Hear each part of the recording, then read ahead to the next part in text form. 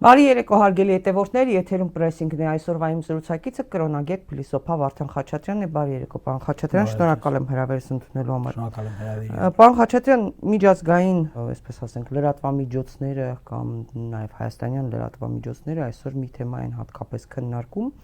Թրամփի նոր նախաձեռնությունը, այն է խաղաղության խորհուրդը Peace Council-ը, որը ստեղծել է եւ որոշակի պայմաններ է առաջ քաշել եւ առաջարկներ է ներկայացրել տարբեր երկրների ղեկավարներին, որպեսզի նրանք մասնակցեն։ Այս նախաձեռնությունը նպատակ ունի լուծել համաշխարհային հակամարտությունները, հատկապես եւ առաջին հերթին Մերձավոր Արևելքում, գուցե դա պայմանավորված է նաեւ նրանով, որ Միացյալ Նահանգները վերջերս հրապարակեց իր անվտանգային ռազմավարության նոր, այսպես ասած, դոկտրին ասենք կամ զեկույց ասենք մոտեցումները, որը հատկապես վերաբերում էր Մերձավոր Արևելքին։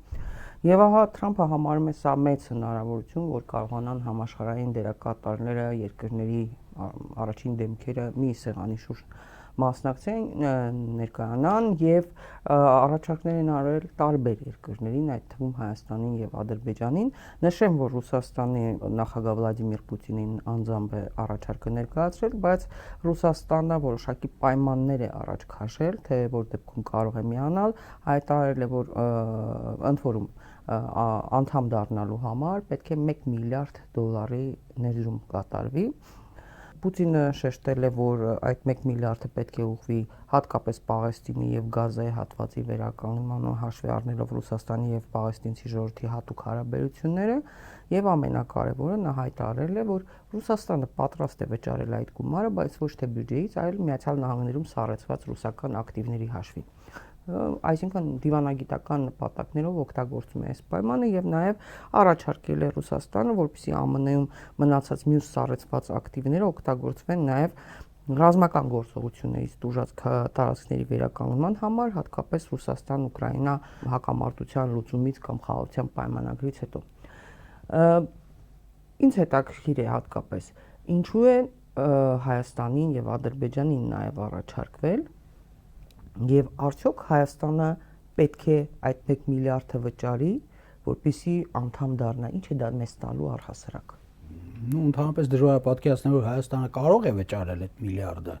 որովհետեւ ինքը ծանր բեռ է ներկայիս Հայաստանի համար։ Եվ նշենք, որ այդ ծանր բեռի միակ հնարավոր թեթևացման տարբերակը ռուսական շուկայի օգտագործումն է։ Այսօր 26.5 միլիարդի շրջաբերում է այնտեղ է մեր մոտ, մենք այդքան ստանում ենք փաստորեն այնտեղից, բայց օբյեկտիվն ենք, էլի Թրամփը ինքը պետք չի պատկերացնել, որ պարզ միտ մարդ է, նա խելացի անձնավորություն է, անցել է այնպիսի կյանքի դպրոց, որը աներևակայելի ճշգրիտ շահերի շրջանակի պատկերացման հետ է կապված։ Ինքը Ամերիկայի շահերը պատկերացնում է ճշգրիտ։ Դրա համար բարբերաբար ասում որ գործարք պետք է լինի։ Գործարք դա նշանակում է, որ մենք պետք է օգուտ ունենանք այդտեղից։ Հակառակ դեպքում իմաստը որն է։ Դե այս տեսակետից երևի ամենաճիշտը կլինի, որ մենք դիտարկենք իսկ ինչ օգուտ է, որ հավակնում է ստանալ, ասենք, ներկայիս Ամերիկայի նախագահը։ Հասկանալի է, որ ինչքան էլ ինքը ասում է, որ երրորդ անգամ էլ կարող եմ առաջադրվել, դա համեմատաբար թույլ տարբերակ է, եւ այս տեսակետից շատ ավելի հետաքրքրական է այն, թե արդյոք այն ինչը ինքը այսօր ստեղծում է 35 երկրների նախագահների կամ առաջնորդների առաջարկելով որ գան եւ ներդրում կատարեն, մի հատ փորձենք համեմատել միավորված ազգերի կազմակերպության եւ այդտեղ կենտրոնացվող գումարի տարբերությունը։ ՄԱԿ-ի տարեկան շրջաբերվող գումարը 8 միլիարդի կարգի է։ 35 միլիարդ միայն այստեղ հավաքվում է եւ պարզ է, որ Թրամփը համարում է թերևս, որ ապագա աշխարհի միացյալ կառավարման կենտրոնը կլինի այդ խաղաղության խորհուրդը։ Այսինքն դա ՄԱԿ-ին փոխարինող յուրօրինակ նախակարապետ է։ Այսինքն այն կառույցն է, որը ի վիճակի կլինի իր վրա վերցնել, նա ասում է, որ դա պետք է 5 խարիսխների վրա լինի, այսինքն պետք է լինեն այն երկրները, որոնք ունեն շատ լուրջ հնարավորություններ, Ճապոնիան, Հնդկաստանը, Չինաստանը, Ռուսաստանը եւ Ամերիկայի Միացյալ Նահանգները։ Այսինքն սրանք երկրներ են, որոնք համենայն դեպս իրենց մերձակա տարածքներում ունեցած իրենց ազդեցությամբ ի վիճակի են կայունություն եւ խաղաղություն ապահովել եւ պահպանել։ Ինչից ելնելով Ամերիկան այլևս միտք չունի այն աներևակայելի ծախսերն անել, որը ինքը համարում է, որ արվել են թերևս առանց հաշվի առնելու Ամերիկայի շահերը, որովհետև երբ որ Եվրոպան դարձել է միասնական, այս բանը չի խոսվում, բայց այնուամենայնիվ ես ուզում եմ, որ մենք եթերում դա հնչեցնենք, որ միջին վիճակագրական զարգացած Եվրոպայի երկրները, ինչպիսիք էին ՆԱՏՕ-ի վաղ փուլի երկրները, Ֆրանսիա, Գերմանիա, նրանց միջին քաղաքացին զգալիորեն ավելի լավ էր ապրում, քան Ամերիկայի միջին քաղաքացին։ Ինչից ելնելով Տրամպը համարում է, որ դա բացարձակ անթույլատրելի տարբերակ է, որովհետև այդ երկրներին գումարվել է նաև հսկայական երկրների քանակություն, որոնք դարձել են Միացյալ Եվրոպա, եւ եթե Ամերիկան պետք է այդ Միացյալ Եվրոպային էլ ապահովի այն ամենով, ինչը ինքը տվել է մնացած Եվրոպային նախորդող, այդ նշանակում է, որ Ամերիկան տեղից չի կարողանալու շարժվել, որովհետև 450 միլիոն մարդ, եթե պետք է Ամերիկան ապահովի սեփական շուկայի հաշվին, սեփական դոլարի անկման կամ բարձրացման հաշվին, այդ ամենը Ամերիկայի վրա նստում է անթույլատրելի ծախսեր։ Իսկ այս դեպքում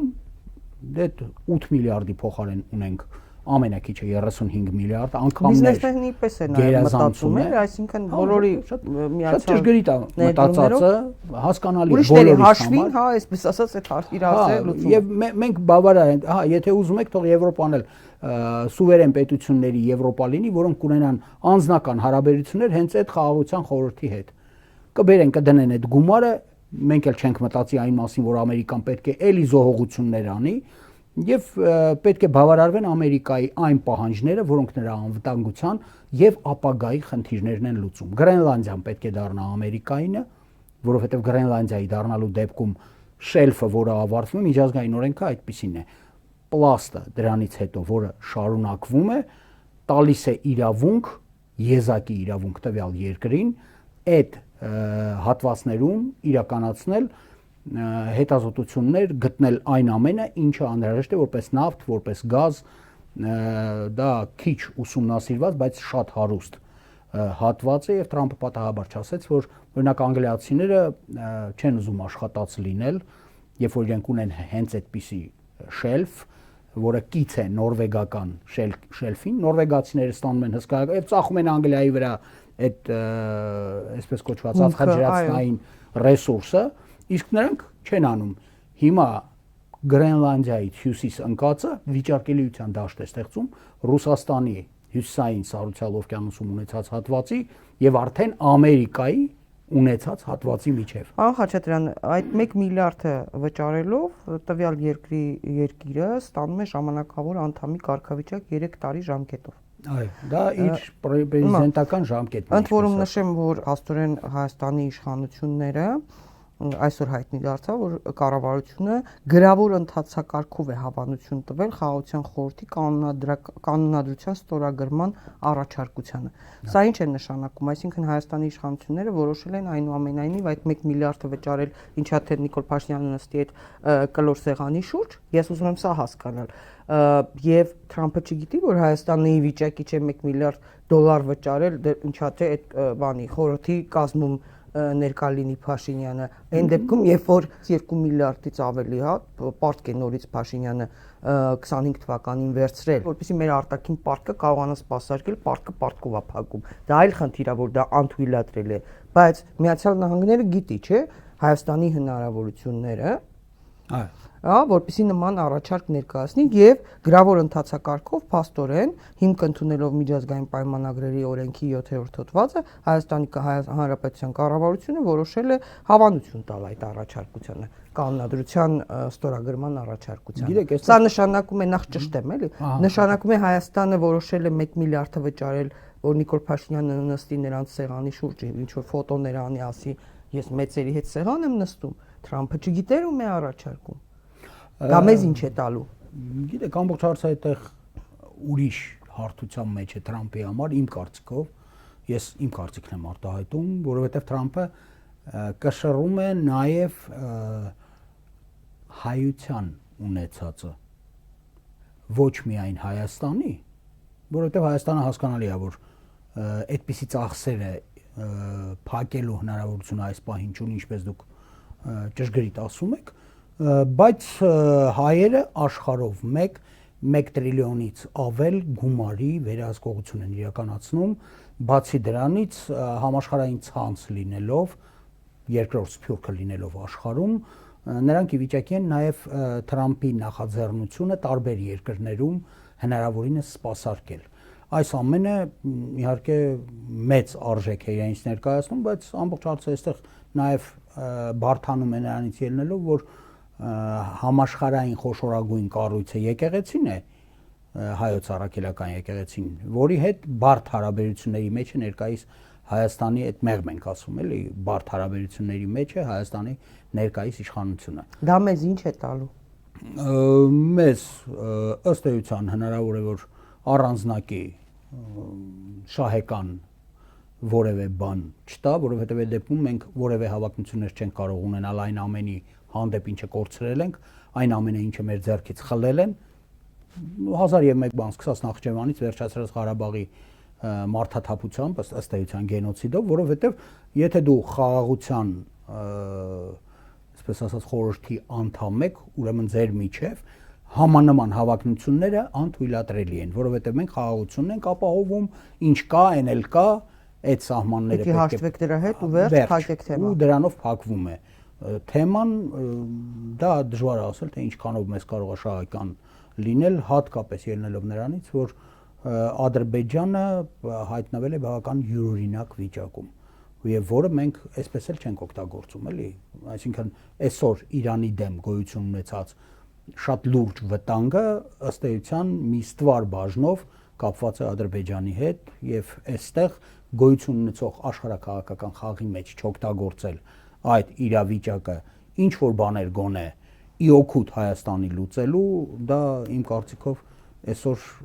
անթույլատրելի շռայլություն է մեր համար, առավել եւս գնալ եւ միանգամից հայտնվել այնտեղ, որտեղ պարզ չի թե 3 տարի հետո ինչ է լինելու։ Իսկ եթե կառավարությունը գրավոր ընթացակարգով հավանություն է տալիս խաղաղության խորհրդի կանոնադրության ստորագրման առաջարկությանը, դա արդյոք արդեն նշանակում է, որ իրենք համաձայնել են Հայաստանի իշխանությունները, որ համաձայնել են ու վճարելու են այդ պատասխանատվությունը այդտեղ շատ ծանր է եւ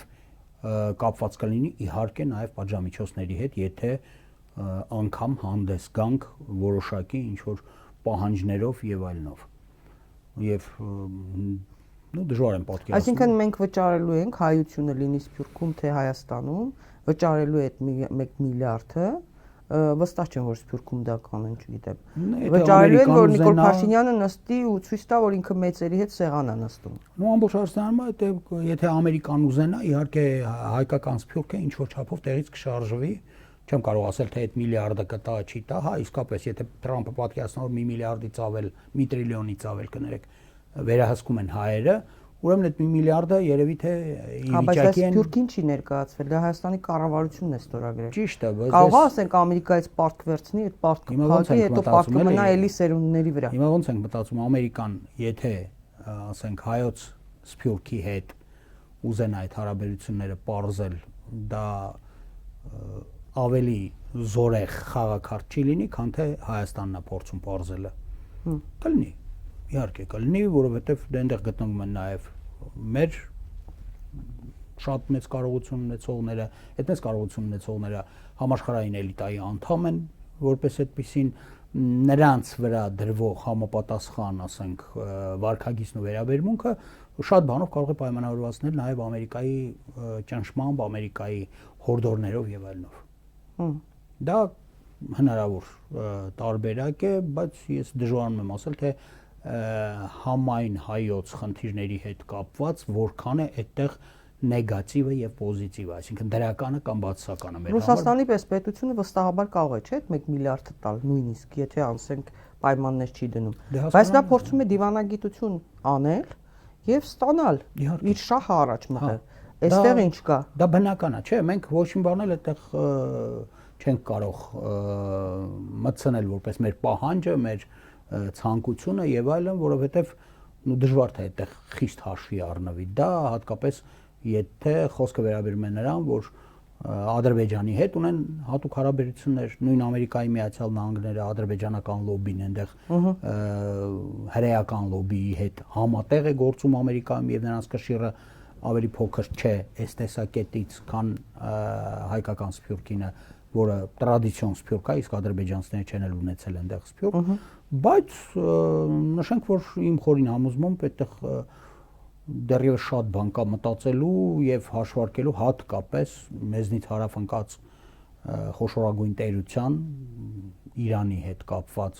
նոր զարգացումների, որովհետեւ անվիճելի է որ ամերիկյան զինուժը աներևակայելի տեմպերով եւ ծավալներով տեղափոխվում է դեպի մերձավոր արևելք այսօր, այսինքն այնտեղ եթե մեկ ավիակիր էր գնում, պետք է ուղարկեին Աբրահամ Լինքոլնը, հիմա հայտարարեցին, որ Ֆորդը եւս Ջերալդ Ֆորդը որպես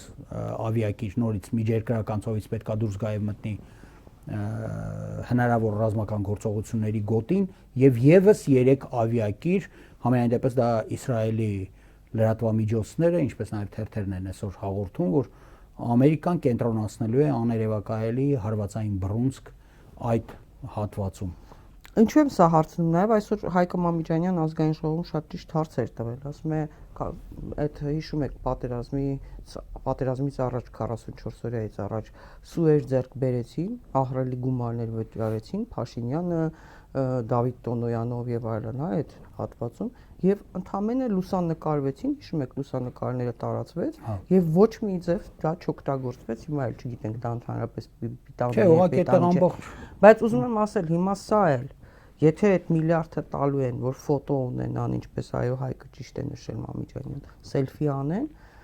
ընդ որում դուք նշեցիք նաև ինչ վտանգներ է պարունակում հաշվի առնելով մեր աշխարհակաղակական դիրքը եւ Իրանի հետ մերձավոր արևելքում հնարավոր զարգացումները, ես ուզում եմ հասկանալ, ինչի պիտի վճարենք։ Դե հիմա այդ երևի հարցը, որը պետք է ուղղել ներկայիս իշխանություններին եւ նրանցից ստանալ ինչ որ բացատրություններ եւ ցանկալի է որ մանրամասն բացատրություններ, որովհետեւ այդ հարցադրումները, որոնք կարելի է անել եւ դրանք այնքանը չեն ինչքան է ես ասացի միայն, դա անհրաժեշտ է ունենալ համահայկական կոնսենսուս այդ դեպքում։ Ես իհարկե ինքան անիմաստ եմ համարում այս իշխանություններին ոչ միայն հարց տալը, ընդհանրապես հետները խոսելը, որովհետեւ հիմնականում կեղծիք է տարածվում կամ թաքցվում է, հա, իրականությունը։ Թրիփի մասին խոսենք, հա։ Տեսեք, վերջերս Ադրբեջանի արտգործնախարարը ասուլիսով հանդես եկավ եւ ասաց, որ խաղաղության պայմանագիրը հնարավոր է միայն այն դեպքում, երբ որ Հայաստանը կատարի իր պարտավորությունները ոչ միայն սահմանադրության փոփոխության մասով, այլ նաեւ թրիփի մասով իր պարտավորությունները։ Մեզ համար իհարկե հայտնի չէ ինչ նոր պարտավորությունների մասին է խոսքը, մինչեւ հիմա էլ հայտնի չէ։ Մինչեւ հրապարակվեց այդ տեքստը Եվ ուզում եմ նախ այդ համաձայնագրի մասին խոսենք, որը ինչպես նշվում է այդ 6 էջանոց հայտարարության տեքստում, Միացյալ Նահանգներին որևէ պարտավորությունների տակ չի դնում, որևէ իրավական ուժ չունեցող, հա, Միացյալ Նահանգները որևէ իրավական պատասխանատվություն չի գրում։ Եվ ըստ այդմ, այո, ասում են, հողը մնում է Հայաստանին, այսպես ասած, բայց Փաստորեն ճիշտ դուրս եկավ Թուրքիայի Միացյալ Նահանգների դեսպանը, որը ասում էր 100 տարով տալիս են վարձակալության։ 26% բաժնեմասը մնում է Հայաստանի ձեռքին, 74%-ը Միացյալ Նահանգների։ Նախ ինչու 74 եւ 26, սա հասկանանք, այդ ինչպես է բաշխվել։ Ինչու։ Դա բաշխվել է այդպես, որպեսզի գերակա ուժը կամ գերակա լինելը այդտեղ նույն ամերիկյան որոշումների, ցանկությունների, քաղաքականության իրականացման լինի անվիճելի։ Այդ թող լիներ 49-ը լավ 51, օրինակ։ Գիտեք, ես սովորեմ ընդհանրապես միշտ պատկերացնել նաև արմատները որտեղից են գալիս, որ մենք հասկանանք ներկայիս իրավիճակը։ Արմատները գալիս են նրանից, որ դեռևս Ելցինի ժամանակներում, երբ որ Կոզերևն էր արտգործնախարարը Ռուսաստանի եւ հայտարարում էր, որ Ռուսաստանը այլևս արտաքին շահեր չունի, նա հարցրեց, թե իսկ այդ ժամանակ պետքարտուղարին ամերիկյան, թե իսկ հարավկովկասյան հանրապետությունները ում էգիդայի տակ, ում վերահսկողության տակ պետք է լինեն այդ դեպքում, եթե մերը չի։ դա անկախ երկրներ են, նա առանց մտածելու ասես Թուրքիա, իհարկե կտակ Թուրքիայի վերահսկողությանը, այն ժամանակ դեռևս։ Պատկերացնել, որ ամերիկյան որոշումը կարող է փոխվել շատ հեշտ, հատկապես ստրատեգիական, այնքան որ մարդը առանց մտածելու ասի, որ կտակ ուրեմն դա իրենց մեջ լուծված խնդիր է, եւ սրան գումարենք այն հանգամանքը, որ նույն վերջերս ասելով 1.5 համարյա երևի տարի առաջ Էրդողանի հետ հանդիպման ժամանակ Էրդողանը ասաց, որ ճիշտ կլինի Նիկոլ Փաշինյանին, որ Սյունիքը ստանա Հայաստանի ներսում ավտոնոմիա։ Մենք էլ հայտարարում ենք դրանից հետո, որ այո, բոլոր տեսակի թշնամանքը վերանում է, մենք բարեկամ երկրների ենք վերածվում Ադրբեջանի եւ Թուրքիայի հետ, բայց այդտեղ կա մի շատ մեծ բայց։ Մի տարի էլ չկա, երբ որ Վրաստանում բարձրացրած ալիքը մարեցին, երբ որ Վրաստանի ամբողջ արևմուտքը վրացական պարլամենտում պետք է լսվեր հարցը, թե ինչու է դարձել թուրքական։ Թուրքերը նվաճել են եւ դեսպանի ուղակի հայտարարության արդյունքում, դեմարշի արդյունքում օրակարգից վրացական պարլամենտի դուրս բերվեց հարցը։ Այսպես խժռելով փաստորեն Թուրքիան հասավ մինչև Աբխազիա։ Աբխազիա մուտք գործելուց հետո բոլորը հասկացան, որ վերջին աբխազական ընտրությունները, որ նոր են տեղի ունեցել, ցույց տվեց, որ Թուրքիան այնտեղ ակտոր է շատ լուրջ։ Այսինքն Թուրքիայի եւ Ռուսաստանի միջև էին ընթանում հիմնական հակասությունները, թե ում պետք է պատկանա իշխանությունը։ Այդ թուրքական կողմը այնտեղ հայտարարեց, որ որպեսզի մենք ունենանք այստեղ այն իշխանությունը, որը անհրաժեշտ է մեզ, պետք է ոչնչացնենք այստեղ ապրող հայերին։ Այսինքն սպառնալիքը այնքան ճշգրիտ էր եւ հրապարակավ ասված, որ Ռուսաստանը այդ իրավիճակում բավականին լարված ստիպված էր ուկրաինական ռազմաճակատից դուրս բերել զորքեր աբխազ հրամանատարի գլխավորությամբ մտցնել Աբխազիա, որպեսզի հայերին չկոտորեն։ Այսինքն թուրքական վարքագծի մեջ ոչինչ չի փոխվել։ Հայերը նրա համար թշնամի են։ Եվ պետական քաղաքականության արմատական ուղղվածությունը այստեղ թշնամական է։ Չեմ ասում դրանից առաջ ինչ ա եղել, որտեղ շատ երկար մենք խոսենք ու վերջին հաշվով որևէ կռվան չենք գտնի, թե բայց ոնց ենք մենք համարում, որ նա մեր բարեկամն է։ Բարեկամը նրանով, որ հայտարարում է, որ մեր գեների մեջ հսկայական քանակությամբ արյուն կա հայկական։ Մենք շատ լավ հասկանում ենք, որ վերջը հայտարարել է, որ մեր բոլոր ղեկավարները իրենց մեջ ունեցել են ինչ որ հատված հայկական արյան։ Այո։ Հետևաբար հայերը եկել են իշխանության արդեն Թուրքիայում, ինչ եք ուզում, ինչ գենոցիդ, ինչ էս, ինչ է։ Հիմա են մասնագետները եւ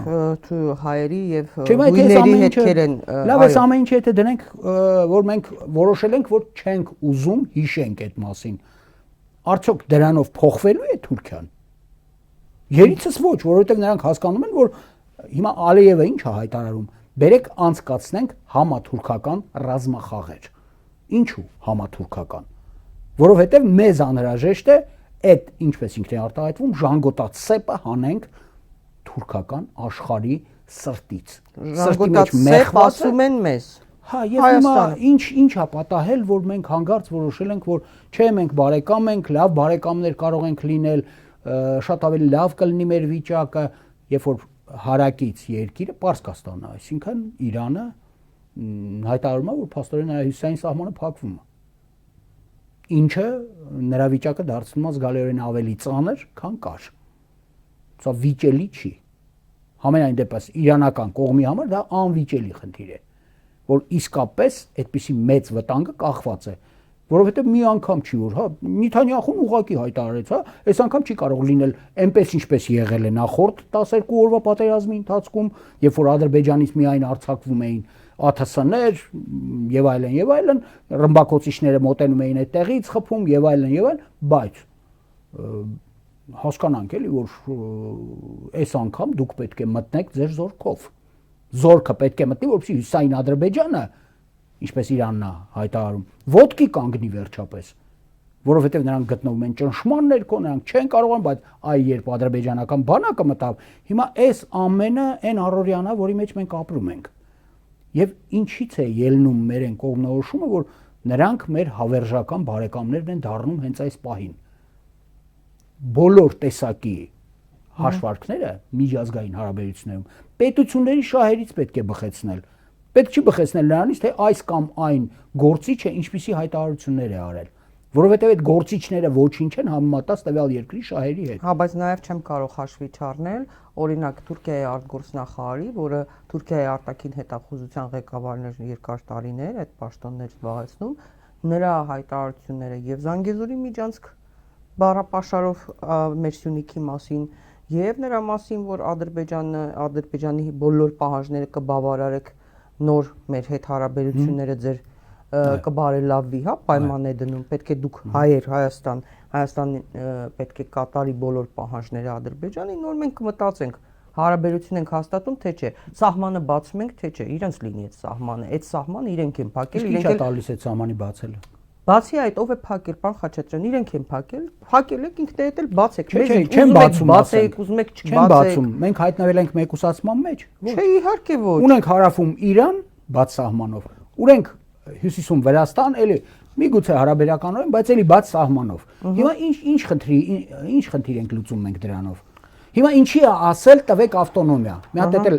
փորձենք վերլուծել, էլի որ մեր ժողովուրդը մոտավորապես հասկանա։ Ինչի է ուզում ավտոնոմիա Զանգեզուրի համար։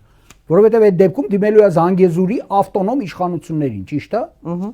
Մեր մոտ իրականացված է այնպիսի հակակոռուպցիոն ծրագիր, որ մենք իմանանք, որ նվիրյալներ են հենց միայն այնտեղ, ոչ մի քորկոպեկի չեն նայելու։ Ոչ, այն ինչը որ նրանք պետք է ստանան, նրանք հայտարարել են, որ չի հերիքում թողունակությունը այս ճանապարհի։ Այդ ճանապարհը պետք է ընդլայնվի, թե չէ։ Այ մենք դիմում ենք ավտոնոմիայի ղեկավարությանը եւ այդ ճանապարհը լայնացնում ենք։ Որևէ խնդիր այդտեղ չկա։ Ով ալնելու է այնտեղ։ Ալնելու է թուրքական ուժ, թե մաքուր ամերիկյան, եւ ոնց այդ մաքուր ամերիկյանը պատկերացվում։ Մաքուր ամերիկյանը ինչու պետք է գա։ Իսկ ինչի պիտի գա այստեղ։ Ինչի պիտի գա։ Ինչի պետք է այստեղ վտանգի ենթարկվի ամերիկյան զինվորը։ Այսպես են այդ մարդիկ մտածում։ Բայց եթե ՆԱՏՕ կա, ՆԱՏՕ-ի անդամ պետություն է, ինչի պիտի վերջացավ թուրքական։ Հա, սկզբից կգա 5 հոգի այդ պետությունից, հետո 10 հոգի, հետո վերջին հաշվով կդառնա ճնշող մեծամասնություն այդտեղ։ Ու մենք կունենանք արդեն վերահսկվող լրիվ հնարավոր շահերով մեր հետ բախվող երկրի կողմից հարավային սահման։ Մի հատ հասկանանք ինչի համար է դա։ Այսինքն մեր ոչ ստրատեգիական շահն է։ Ես Հական Ֆիդանի հայտարարությանը որ անդրադարձա, վերջինն էլ նա փաստորեն իր աջակցություններ հայտնում Նիկոլ Փաշինյանին, բառացի չէր ասում, բայց ամբողջովին, հա, ես կարող եմ նույնիսկ տեքստ ընթերցել, բայց ամբողջովին մարդը իր աջակցություններ տալիս, որ իրենք ողջունում են, Փաշինյանի հնարավորությունները ավելի բարձր են եւ այլ վարկանիշ, չգիտեմ, այսպես, բայց իրական փաստերը այդպես չի։ Նիկոլ Փաշինյանը այսօր չունի բարձր վարկանիշ, Նիկոլ Փաշինյանը չունի բարձր լեգիտիմություն կամ հեղինակություն։ Սա մի կողմ, այսինքն իրենց բաները ասում են։ Թրիփը, որը ներկայացվեց, պարզ է, չէ, որ Ամերիկան իր 74%-ը կարող է վաճառել Թուրքիային, Իսրայելին, եւ այդ մասին Արարատ Միրզոյանը ասել է, այո, կարող են վաճառել իրենց բաժնեմասերը, բայց մեր համաձայնությամբ դա կարող է լինել։ Ով է մեզ բանի տեղ դնելու այդ 26%-ի պայմաններում։ Ասելու են դու ով ես ընդհանրապես, այդպես չի։ Գիտեք, ինձ դա ուղղակի անհանգստացում է ելնելով նրանից, որ մեզ համարում են պարտված կողմ, որին պետք է թելադրել, թե նա ինչ պետք է անի։ Եթե սա է մեր դիրքորոշումը, ուրեմն ինչ ասեք կարող է լինել։ Եթե դու դիտարկում ես, որ դու պարտված կողմ ես եւ ուրիշ հնարավորություններ չունես սեփական շահերը սպասարկելու, այդ դեպքում հասկանալի է, թե ինչի են նրանք պնդում, որ հա պետք է մնա նույն իշխանությունը, որի հետ մենք պայմանավորվել ենք, պարտված իշխանություն է, այստեղ ֆիքսենք։ Հայաստանը չի պարտվել, իշխանությունն է պարտվել, որը ամեն կերպ ասում էին, որ պետք է պարտվածը գնա, չի գնում։ Կարճած է այդ աթոռին։ Չէ, հիմա մի ուրիշ բան էլ դիտարկենք, էլի, թե այդ իշխանությունը որքանով է համապատասխանում ներկա իրավիճակին։ Այսինքն եթե ինքը ընդունել է եւ ինքը ասում է, որ դա ինչ գենոցիդի հարց, դա ինչ Արարատ, ինչ հայոց առաքելական եկեղեցի, որը համաշխարհային կառույց է, եւ առաջացնենք բերեք այնպիսի փոփոխություններ, որոնք դժվար է ասել, թե ուր կտանեն, սա ես ասում եմ որպես երրորդ զանգ։ Ոչ թե որ այ միգուցե եւ չէ, սա վտանգ է իրանից ներկայացնում։ Եկեղեցու դեմ էս հարձակումը։ Այո, իհարկե, եթե հանկարծ եկեղեցում սկսվեց պառակտողական ընթացք, իսկ դա հնարավոր է սկսվի, այդ դեպքում փաստորեն ոչ միայն մեր ինքնությունն է հարվածի տակ ընկնելու, այլ նաեւ հայոց համաշխարհային պոտենցիալը։ Եվ մենք ստացվում է, որ այդ հայոց համաշխարհային պոտենցիալին եւս հասցնում ենք մի ինչ-որ հարված, ինչի համար։ Այսինքն ի՞նչն է այդ ամեն ինչի փոխարեն։ Այն որ հարավում գտնվելու է Թրամփի ճանապարհը, մեր իշխանությունները հայտարարել են, որ հյուսիս հարավն էլ թող գա այստեղով անցնի։ Այ ախպեր, դե 76%-ը եթե պատկանում նրանից պիտի հարցնես, կարա անցնի, թե չէ։ Եթե դու Ամերիկայից պետք է հարցնես։ Հա, դու պիտի հարցնես, այդ մարդիկ համաձայն են այդ 76%-ին, եթե այնտեղից անցնելու է նաև հյուսիս հարավը։ Այսինքն այն ինչը Հնդկաստանն է պահանջում։ Եվ Որ մենք մյուսների հետ չենք ուզում, Հայաստանով ենք ուզում որ անցնի։ Չէ, կոնկրետ է ասում ինքը։ Հնդկաստանը շատ ավելի մեծ պոտենցիալ է, քան Եվրոպան այսօր։ Եվ ինքը ասում է, որ հա, մեր համար ընդունելին դա է։ Հիմա ի՞նչն է պատճառը, որ մենք այդ ամեն ինչի վրայով անցնելով, հա, ես հասկանում եմ իշխանության վերարտադրությունը, դա թիրախ է, մոտակա թիրախ է, որտեղ ընտրությունները մոտալուտ ընտրություններ են պայմանական ասած, բայց գոյություն են շահեր, որոնք փոփոխական չեն, աշխարհաքաղաքական շահերը, այդպիսի փոփոխությունների, ինչպիսին պատկերացվում է, որ կարող են ենթարկվել մեզանում, չեն կարող ենթարկվել։ Դա ում ծրագիրն է։ Եկեղեցուն այդ հարվածը, մեր ինքնությանն ու այդ համաշխարհային մեր պոտենցիալին այդ հարվածը, դրան մշտապես որ երկրներն են ձգտել ու հիմա իրականություն են դարձնում։ Դա արևմուտքի երկրներն են ձգտել, դա պարբերաբար մենք տեսել ենք կաթողիկոսի դեմ քննադատական ելույթներով, հենց արևմուտքից հասցված հարվածներով, դա պայմանավորված է եղել նրանով, որ դա պահպանողական համակարգ է, որը որևէ կերպ ապագա աշխարհի պահպանողականությունից զերծ լինելու հետ չի համընկնում։ Եվ իհարկե դա եղել է թիրախ, այսինքն կաթողիկոսը միշտ եղել է հարվածային գոտում, մենք պետք է մեր շահերը որևէ կերպ չդնենք հարվածի տակ ներկայիս էլի հարափոփող աշխարհի շրջադարձների պայմաններում։ Պարոն Խաչատրյան, վերջին քանի տարիներին արդեն անթակույց Էրդողանը բաց հայտարարում էր, որ Թուրքիայի հետ դրական հարաբերություններին, սահմանների բացում եւ այլն խաղաղությանը տարածաշրջանային հասնելուն խոչընդոտում է Սփյուռքը եւ հայ առաքելական եկեղեցին։ Անընդհատ է այդ մասին ասվել, արդեն բաց են ասում, այսինքն եթե մինչ այդ թիրախավորվում էր, հա, տարբեր շրջանակների կողմից, այդ թվում արևմտյան, բայց Թուրքիան ու Ադրբեջանը անթակույց են անում, Ադրբեջանի հոգևոր առաջնորդ Փաշազադեն այնքան էլ համընկնում է Փաշինյան եւ Փաշազադե, պատական չի եւ Փաշազադեն, այսինքն ասում է Երևանի Ղազիաթ պիտի բացենք, Աչմիածինը ադրբեջանական հողա, մսկիթներ պիտի բացենք, մսկիթներ պիտի վերանորոգենք, ընդ որում ակնարկներում անում են մեր պարսկական մսկիթը, կապույտ մսկիթին են հատկապես լուսանկարներում տարածում, դա էլ հատուկ են անում գուցե։ Եկեղեցին ինչ պետք է անի։ Եկեղեցին որպես այդպեսին պետք է մնա իր դիրքերում, թույլ չտա որևէ պառակտում եւ համոզված լինի, որ վերջին հաշվով հաղթանակը եկեղեցու կողմն է լինելու։ Ինչը եւ անում է վեհափառը։ Ինչը եւ անում է վեհափառը, ես լիացած եմ նրանով, որ նա հարվածների փոխանակության մեջ չմտավ ներկայիս մեր իշխանությունների հետ, դա շատ ճիշտ եւ խորագիտական մոտեցում էր իմ համոզմամբ, եւ ես համարում եմ, որ այսպես թե այնպես մենք որպես հայեր կգանք ընդհանրական այն պատկերացմանը, որ մենք չենք կարող մեր ինքնությունը կորցնել եւ մնալ հայ։ Այդպեսի բան չի լինում ուղղակի։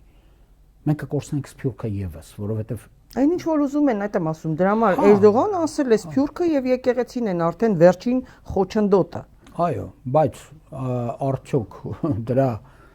ամենալավ մարկերը ցուցանիշը, այսպես ասենք, այն չի, որ Աբխազիայում պետք էր կոտորել հայերին։ Նույն գենոցիդը ինչ որ 15 թվին ուզում էին անցկացնել ընդամենը ամիսներ առաջ։ Որ խոսքին հավատանք էլի։ Խոսքին ենք հավատում, թե գործողություններին։ Ընդհանրապես պետք է գործողություն էին հավաքել։ Խոսքը միշտ էլ կա, այդ խոսքով խափում են, այն Չերչիլն էր լավ ասում։ Խոսքը նրա համար է, որպեսզի ճշմարտությունը փաթաթես այնպիսի ստերի բազմությամբ, որ որևէ մեկը չկարողանա հասնել ճշմարտությանը։ Լավագույնս օգտագործում են այդ բանը։ Դասական, այսինքն Հայաստանի իշխանությունները։ հա, թուրքական մոտեցումը դա լեզու բերանումը մեկ լեզու չի, որ պետք է ունենաս, պետք է ունենաս 10 լեզու, որպեսզի կարողանաս ամեն մեկին իր լեզվով խաբել։ Դե հիմա մեզ էլ մեր լեզվով են խաբում, ինչ ասեմ։ Բայց մերը ընդհանրական խոսք է, էլի, ոչինչ հիշացնեմ Փաշինյանի այն հայտարարությունը, որ Սերժ Սարգսյանը տեսանյութ էր տարածել, որ ասում էր 21 թվականի ընտրությունների դեռ ժամանակ Փաշինյանը իր նեղ շրջանակում ասել էր, որ գժիտեղ կդնի իրեն ու կֆռացնի այդ աշխարհի գերտերությունների կամ պետությունների ղեկավարների բանակցություններում, արդյունքը եղավ Արցախի հանձնումը։ Այդ է լինում, երբ որ գժիտեղ են դնում ու ֆռացնում են։ Լավ, բայց ենթադրենք օրինակ մի քանի հարց էսպես կարճ։ Հայ առաքելական եկեղեցին որոշում է կայացրել, որ եպիսկոպոսատ ժողովը ոչ թե անում է Հայաստանում, այլ Ավստրիայում, որովհետև այո, կան դրսից Սփյուռքից ներկայացուցիչներ, որոնք մտահոգություն ունեն, որ հանկարծ կան Հայաստանում մասնակցեն, ապա այս իշխանություններից շատ չկա, ինչպես սրբազաններին է բանտերը լցնել, Վեհափար Հայրապետի դեմ է այս արշավը սկսել, հետեւաբար նրանք ասում են, որպեսզի դրսում կատարվի։ Իհարկե Փաշինյանի հետ այդ միացած այդ 10 հայտարարություն են տարածել, որ դա անթույլատրել է բան, բայց կներեք ինչի ելներով է անթույլատրել, մի հատ էլ ասեք, հասկանանք։ Այսինքն չի եղել պատմության ընթացքում։ Ոչ չի եղել։ Լիքն է եղել։ Ստեփանակերտում էլ է եղել, եպիսկոպոսատ ժողով։ Ոչ մի խնդիր չկա այդտեղ։ Ուրիշ հարց է, որ կաթողիկոս ենք ընտրում, պետք է ընտրվի միայն էջմիածնում։ Հա, դա ուրիշ է, որովհետև այո, համայն հայոց վեհաժողովը դա, որպես այդպեսին։ Սա դրա հետ ոչ մի կապ չունի։ Սա եպիսկոպոսած դասի միջոցառումն է, որը կարող է ամեն տեղ անցնել։ Ավստրիայում կարող է անցնել, ինչ խնդիր։ Արվել է, Եգիպտոսում էլ արվել ժամանակին, ասում են Ստեփանակերտում արվել, եւ գիտեք ինչ կա, դուք միշտ կարող եք ասել, որ չէ, այս ինչ բանը ճիշտ չի, որ անում են։ Բայց մի ապացուցեք, ինչի ճիշտ չի, էլի։ Դրա, ասենք օրինակը ո՞րն է, երբ որ այո, գոյություն ունի հակամարտություն, որը ենթադրում է իշխանությունների կողմից որոշակի ճնշում։ Ինչի պետք է ճնշման պայմաններում անցնի։ Հասկանալի է, եպիսկոպոսած դասի պահանջը կլինի, որ մի նեյտրալ տեղ անցնի, որպեսզի իրենք կարողանան խորամուխ լինել գործի բնույթի մեջ մինչև վերջ եւ կայացնել ինչ որ որոշումներ։ Ես չեմ ուզում ուղղորդած լինենք մենք այդ որոշումները, ես գիտեմ այնտեղ ինչ որոշումների տարբերակներ կարող են լինել, բայց հիմա տարբերակները չքննարկենք, էլի։ Վերջին արդյունքով կնայենք, էլի, թե ինչ եղավ։ Ինչպիսին էր հայոց առաքելական եկեղեցու եպիսկոպոսած դասի որոշումը, որովհետև 12 եպիսկոպոսների ձեռքով է, որ ընտրությունից հետո դրվում է կաթողիկոսի վրա եւ նա դառնում է օծյալ։ Հիսուսից հետո երկրորդ մարդը մեր համար երկրից երեսին էստեղ։ Հիմա ինչ ենք ուզում մենք։ Երբ որ ասում ենք, որ չէ, ոչ մի դեպքում, չէ, բայց դրանից առաջ ոնց էր, որ ինձ ուղակի զանգում էին, ես կապ չունեմ, էլի կաթողիկոսի հետ ճիշտ անձնական հարաբերություններ չունեմ, ես ուղղակի կրոնագետ պրոֆեսիոնալ եմ, բայց հիմա ինձ զանգել են, ասում են քանի եպիսկոպոս կա ընդդեմ կաթողիկոսի։ Շատ զարմացա։ Որտեղից էին զանգել։ Ազատություն ռադիոկայանից։ Հա, լրատվամիջոցներից, հա։ Ասում եմ, դե ձեր իմացածը նույն բանն է, 10 եպիսկոպոս, բա 56 եպիսկոպոսն է, ասի ես իմ հիշելով 55 է, կարող եմ եկին հա ավելացրել են, հարց չկա։ Բայց չէ, դուք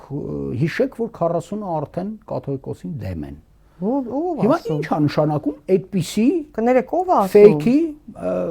հիմա ազգանունը չեմ հիշի կին էր խոսացողը չկա 40 այդ 10 տիրադավերն են միացել ես գիտեմ որ չկա բայց ինչի է այդ ֆեյքը նետվում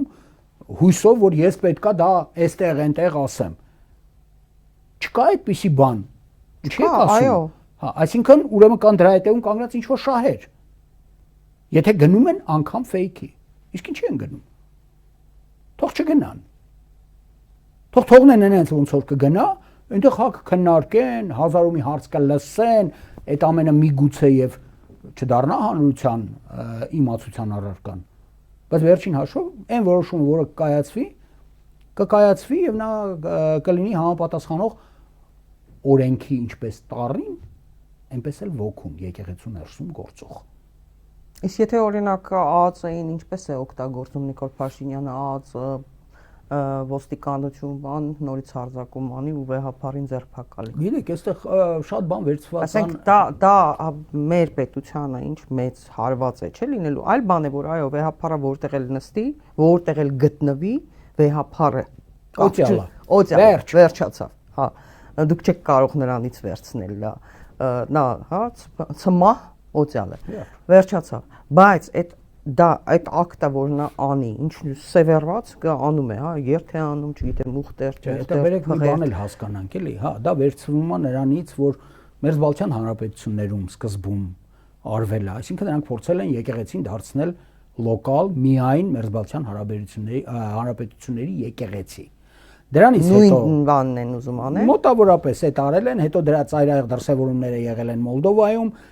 խիստ ծայրահեղականը դրսևորվել են Ուկրաինայում, բայց այստեղ կա մի շատ մեծ տարբերություն հայոց առաքելական եկեղեցու եւ այն եկեղեցիների, որոնց մասին խոսում ենք։ Դա կլինի Մերձբալթյանը, դա կլինի ուկրաինականը, դա կլինի Մոլդովայում գործող եկեղեցին,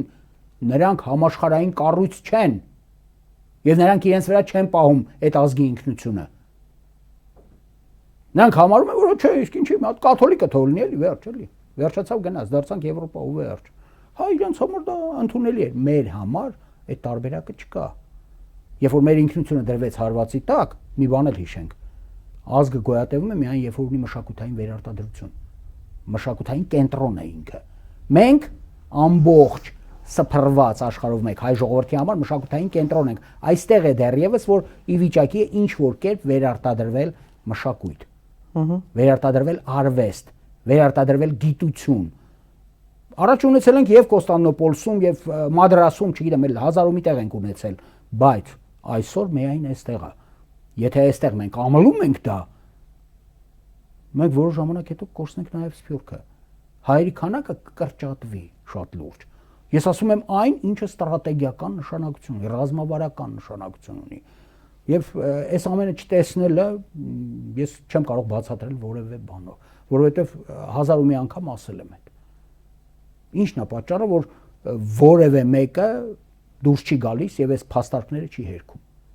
Թող դուրս գան եւ թող հերքեն։ Մենք վտանգում ենք այսպիսով նաև Իսրայելում, չէ, մեր ներկայությանը, որովհետև մենք տեսնում ենք արդեն քանի տարի է ինչ պայքար է մղվում, մի խումբ հայեր ուղղակի այնտեղ կենաց մահու պայքար են տանում եւ պահում են այդ ամեն ինչը եւ վերջերս էլ միջազգային լրատվամիջոցներից գրել էին, որ դարձյալ հայերի նկատմամբ ճնշումներ են լինում եւ այլն։ Մենք արդյոք Հայաստանի իշխանությունները այս քայլով չեն վտանգում նաև Իսրայելում մեր ներկայության, մեր այդ սուրբ հողում մեր ներկայությանը, որը կարևորագույն փաստ է։ Գիտեք, դա նոր բան չի, պարբերաբար կապ ունի իրար հետ այս գործողությունները դրա հետ։ Շատ տարիներ առաջ, երբ որ դեռևս մեր դեկանը հանդիսանում էր Շահե arczepiskopos-ը, Իսրայելում հանկարծ որոշեցին, որ հայոց առաքելական եկեղեցու պատկանելության հողերը Երուսաղեմում պետք է մի քանի մետր հետ գնան։ Այդ պատկերացնում եք ամբողջ պարագծով մի քանի մետր հետ գնալը հսկայական տարածքների կորուստ էր։ Նա վերցրեց հեռախոսը զանգեց եւ Երուսաղեմի քաղաքագլխի հետ ունեցավ այնպիսի մի խոսակցություն, որ այդ ամեն ինչը ետ մղվեց։ Բայց դա խոսում էր այն մասին, որ հա, այդ ոտնձգությունները կան, որովհետեւ բոլորի համար զարմանալի է, էլի, ֆրանսիացիները նավերով ոսկի են ուղարկել, ոչինչ չունեն։ Հայերը ինչ ունեն, պահել են եւ ինչ որ չափով էլ ավելացրել են, որովհետեւ իրենք անընդհատ այդ քաղաքը մեր համար սուրբ քաղաքը համարել են իրենց հոգու կացարանը եւս։ Հիմա իմ համար հասկանալի չէ, ասել որ մյուս քրիստոնյաները չեն ընկնում այդ հարվածների տակ, այդպես չի։ Իսրայելի ներկայիս իշխանությունները եւ կաթոլիկների հանդեպ եւ մյուս քրիստոնյաների հանդեպ, որովհետեւ այնտեղ նույնիսկ հрьяաները, եթե հարցրեցին եւ դու ասեցիր, որ ես քրիստոնյա եմ, դու կա քրիստոնյա հрьяաներ ես կա, ես իսլամադավան եմ, դա էլ կա, անհապաղ կորցնում են քաղաքացիությունը։ Այսինքն քաղաքացի կարող է լինել միայն նա, որ ասենք սևամորթ մարդ, հա, եկել է, ասենք, նու ճշգրիտ տեղն ասեմ, ասենք Հաբեշստանից, Եթովպիայից, ասում է ես հուդայական եմ, այնտեղ կան հուդայականներ։ Այս մարդը քաղաքացիություն անհապաղ ստանում է։ Իսկ մնացյալը, եթե անգամ հрья են, ոչ։ 3 տարի առաջ կարող են կապ ունենալ Իսրայելում այդ զարգացումները վերջին տարիներին Սուրբ հողում մեր նկատմամբ հայապատկան տարածքների ներկայության նկատմամբ այդ զարգացումները եւ Նիկոլ Փաշինյանի Թուրքիայի կողմից այս հարձակումները իրար հետ փոխկապակցված են, թե չէ, կապ կա այս երկու process-ների մեջ։ Գիտեք, Թուրքիայի հետ նրա հարաբերությունները բավական դժվար ընկալելի են, որովհետև Էրդողանը երբեք ճիշտը չի խոսում։ Չէ, ինչ ասես ասում է, չէ, Իսրայել ու բան Թուրքիա գիտեմ հակամարտությունը։ Չէ, հակամարտությունը ես օրինակ չգիտեմ, կա որ այդ հակամարտությունը։ Գոնե հիմա առերևույթ իհարկե Իսրայել ու Թուրքիա անընդհատ ինչ որ խնդիրներ առաջանում են։ Լսեք, այդ խնդիրները առաջանում են, բայց Թուրքիան վաճառում է նավթ Իսրայելին։ Հա, գիտեմ։ Հիմա եթե խնդիրները պետք է առաջանան այնքանով, որքանով դա հասարակական կարծիքի սպասարկման դաշտն է, այդ ոչ մեկին կարել չէ հետաքրքրի։ Ինքը հայտարարում է, որ 1000 նավ հիմա ուղարկում ենք եւ բլոկադան պատռում ենք Գազայի, ոչ մի նավ օրինակի համար տեղից դուրս չի եկել ու չի ասել գոնե միջին ճանապարհը։ Հասկանում եմ, բայց ես վեճ բերեցի Էրդողանի խոսքերը։ Նա նկատի ուներ, որ պետք է հարցերը լուծեն Հայաստանի իշխանությունները, հայկական սփյուռքի եւ եկեղեցու։ Իրենք համարում են, Էրդողանը համարում է այդ երկու միավորներն են։ Դրանք խոթորնակները, խոչընդոտողները, Թուրքիայի հետ լավ հարաբերությունների սահմանների բացման։ Հետևաբար ես ուզում եմ հասկանալ այս երկու զուգահեռ process-ների կապը իրար հետ փոխկապակցվածությունը։ Չէ, դա քաղաքականությունն է, որը միտված է ընդհանրապես մեզ տարածաշրջանային որպես միավոր միջից դուրս բերելու։ Եվ թուրքական աշխարհը, այսպես ասած, թուրքական աշխարհը ձուլվեց, մեծ Թուրանը կախվեց Հնդկաստանի գլխին, Հնդկաստանը պետքա աղերսի, որ Պակիստանը իր վրա չգա, որովհետև էլ Պակիստանը չի գալու, մեծ Թուրան ասելով մենք հիմա trip-ը նկատում ենք, ճիշտ է, ինքը trip, մեծ իհարկե ունենք, որովհետև Պակիստանը իր միջով չի թողնի իր դեմ զորքեր անցնեն։ Այդ շատ հասկանալի բան է։ Այ բայց այդ ճանապարհով կանցնեն։ Եվ եթե կախված է Հնդկաստանի վրա, Հնդկաստանի ինչ թելադրեցին, դա էլ պետք է լինի։ Որովհետև Պակիստանի հետ պատերազմը այլևս Պակիստանի հետ պատերազմ չի լինելու։ Լինելու է թուրանական աշխարհի հետ պատերազմ։ Լավ, էս մի կողմ դնենք։ Եթե Իրանը ենթարկվեց սեգմենտացիայի, բաժանվեց մասերի, Շահին Բերին, Շահի որդուն Բերին նստացրին որպես ղեկավար եւ այլն, բոլորիս համար հասկանալի է, չէ՞ որ իսլամական ծայրահեղականների բազմությունը Ադրբեջանի վրայով մուտք է գործել Հյուսիսային Կովկաս։ Դա հաջորդ քայլն է, երևացող եւ այսօր անվիճելի։ Ոչ միայն դա Աֆղանստանի ու Իրանի սահմանից ինչ կա, ովքեր կարող են ներթափանցել։ Գիտեք, Աֆղանստանի ու վարձկաններ եւ այլն ուր են մտնելու։ Միջինասիական հանրապետությունները եւս դիտվում են որպես հնարավոր իսլամական ալիքների դեպի Ռուսաստան ուղղելու գոտի։ Բայց ծայրահեղ վտանգավորը Ռուսաստանի համար մնում է Հյուսիսային Կովկասը, որովհետև այնտեղ ինքը երկու պատերազմներ է վարել, երկու պատերազմների ընթացքում ունեցել է լուրջ կորուստներ եւ հիմա անգամ մղձավանջային երազում նա չի կարող տեսնել, որ այդտեղից նորից սկսվեց պատերազմ, այսինքն պայթացրեցին Ռուսաստանը հարավից, որովհետև դա պատկերացվող արևմուտքի ստրատեգիական շահերի դաշտն է, նրանց գիծն է։ Հիմա այդ ամենը նրանք կարողանում են օգտագործել, մենք որևէ տատանում հակառակ ուղղությամբ, որովհետեւ մեր շահերը ինչ որտեղ սպասարկենք, չենք անում։ Պարոն Խաչատրյան, trip-ի մասին, հա, նորից, այսինքն այդ trip կոչվածով ըստ էության Արևմուտքը եւ մասնավորապես Թուրքիան իրականացնում են իրենց մեծ Թուրանի թուրքական աշխարհի միավորման գաղափարը։ Չմոռանանք Միացյալ Նահանգները շատ հստակ այդ թղթում, այդ 6 էջանոց թղթում հստակ նշել է ինքը ինչ է ստանում։ Եվ այնտեղ նույնիսկ խոսվում էր մեր օգտակար հանածոների, հանքանյութերի, բնական ռեսուրսների մասին եւ դրա պատահական չէր նաեւ, որ միջազգային լրահոսում նույնիսկ բավական լուրջ վերլուծություններ հայտնվեցին, մենք հրապարակել ենք, որ trip-ով Թրամփը ստանում է Հարավային Կովկասում, այսինքն Հայաստանում, Սյունիքով ստանում է շատ թանկարժեք մեծ զարդատուփ, հա, շատ մեծ, որը հարուստ է պղնձամոլիբդենից սկսած ամենակարևոր հանքանյութերով, ամենակարևոր հանքանյութերը, որպես այդպեսին ամենահասու տարբերակով կարելի է այդտեղից հայթայթել։ Այո, ուրան եւ այլն, բոլորը։ Միացյալ Նահանգները, սակավ հողային մետաղները, բան, այդ ամեն ինչը գտնվում է այնտեղ շատ հասու մակարդակների վրա։ Այո, որովհետեւ արդեն վերամշակված հսկայական զանգված է պղնձամոլիբդենայինի աշխատանքի հետևանքով։ Ու այդ մենք չգիտենք, մեզ մոտ չի ասվում, բայց դա կա։ Նշվում է նույնիսկ, այդ ինչ պաշարներով է հարուստ այդ միջազգային լրահոսում մեր Հայաստանը եւ մասնավորապես հենց Սյունիքը, ինչ ոսկու հանքերով, գունավոր մետաղներ եւ այլն։ Բայց ոչ մի դեպքում չի հնչում, չէ՞, թորիում բառը, Թորիում բառը, անկեղծ ասած, ես դա չէի կենտրոնացել այդ բառի վրա, հետո կնայեմ, եթե թորիումը լինի, անպայման ձեզ կասեմ։ Թորիումը չի հնչում, որովհետեւ ներկայիս միջուկային էլեկտրաէներգիա կադմիում, սելեն, թելուր, կապար, ցինկ, գալիում, մոլիբդեն դե պարզե, խառահանքաքար, պղինձ, հեսա ուրեմն թորիումը դա այն հումքն է, այն մետաղն, այն վառելիքն է, պայմանական ասած, որից չինացիները կառուցել են առաջին էլեկտրակայանը ատոմային, որը չունի բացարձակապես ճառագայթում, հետևաբար անվտանգության 100%-անոց ցուցանիշներ ունի։ Սյունիքը հարուստ է դրանով նաև։ Սարեր։ Հա։ Ոչ թե շելֆային, չգիտեմ, շուրֆային հետազոտություն, հորատանցքային հետազոտություն, սարեր։ Հա։ Ինչի մասն է խոսքը։ Չի ասվել այն, ինչը ստրատեգիական էական նշանակություն ունի ինքը։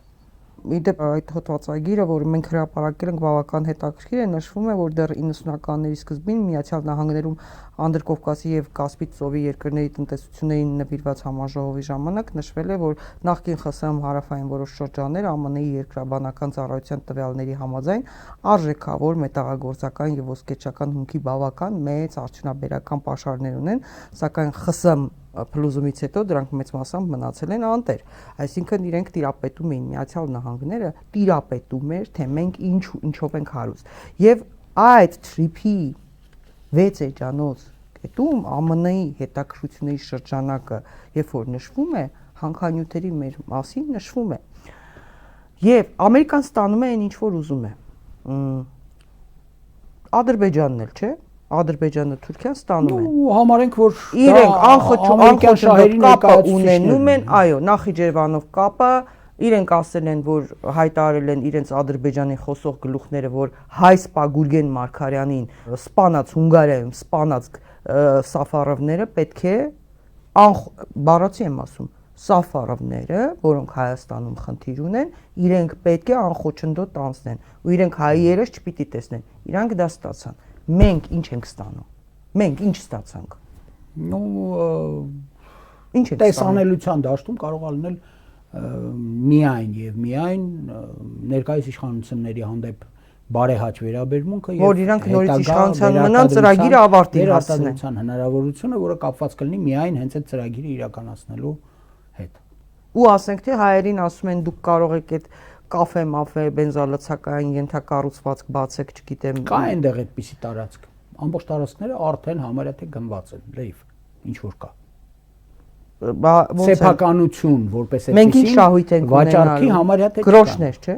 Մենք գրոշներ։ Հա, եթե հաշվի առնենք, որ այսպես կոչված սեփականությունն էլ արդեն մեր է, չի։ Ճիշտ է, ասենք, հայերի անուններն են, բայց դեով է դրա հետևում կանգնած, հասկանալի է, որ ուրիշ մարդիկ են։ Եվ մանավանդ, որ Ամերիկան կարող է ցանկացած պահի բաժնեմաս վաճառի ում ուզի։ Ոչ մի խնդիր է դա։ Ոչ մի խնդիր։ Ոչ մի խնդիր։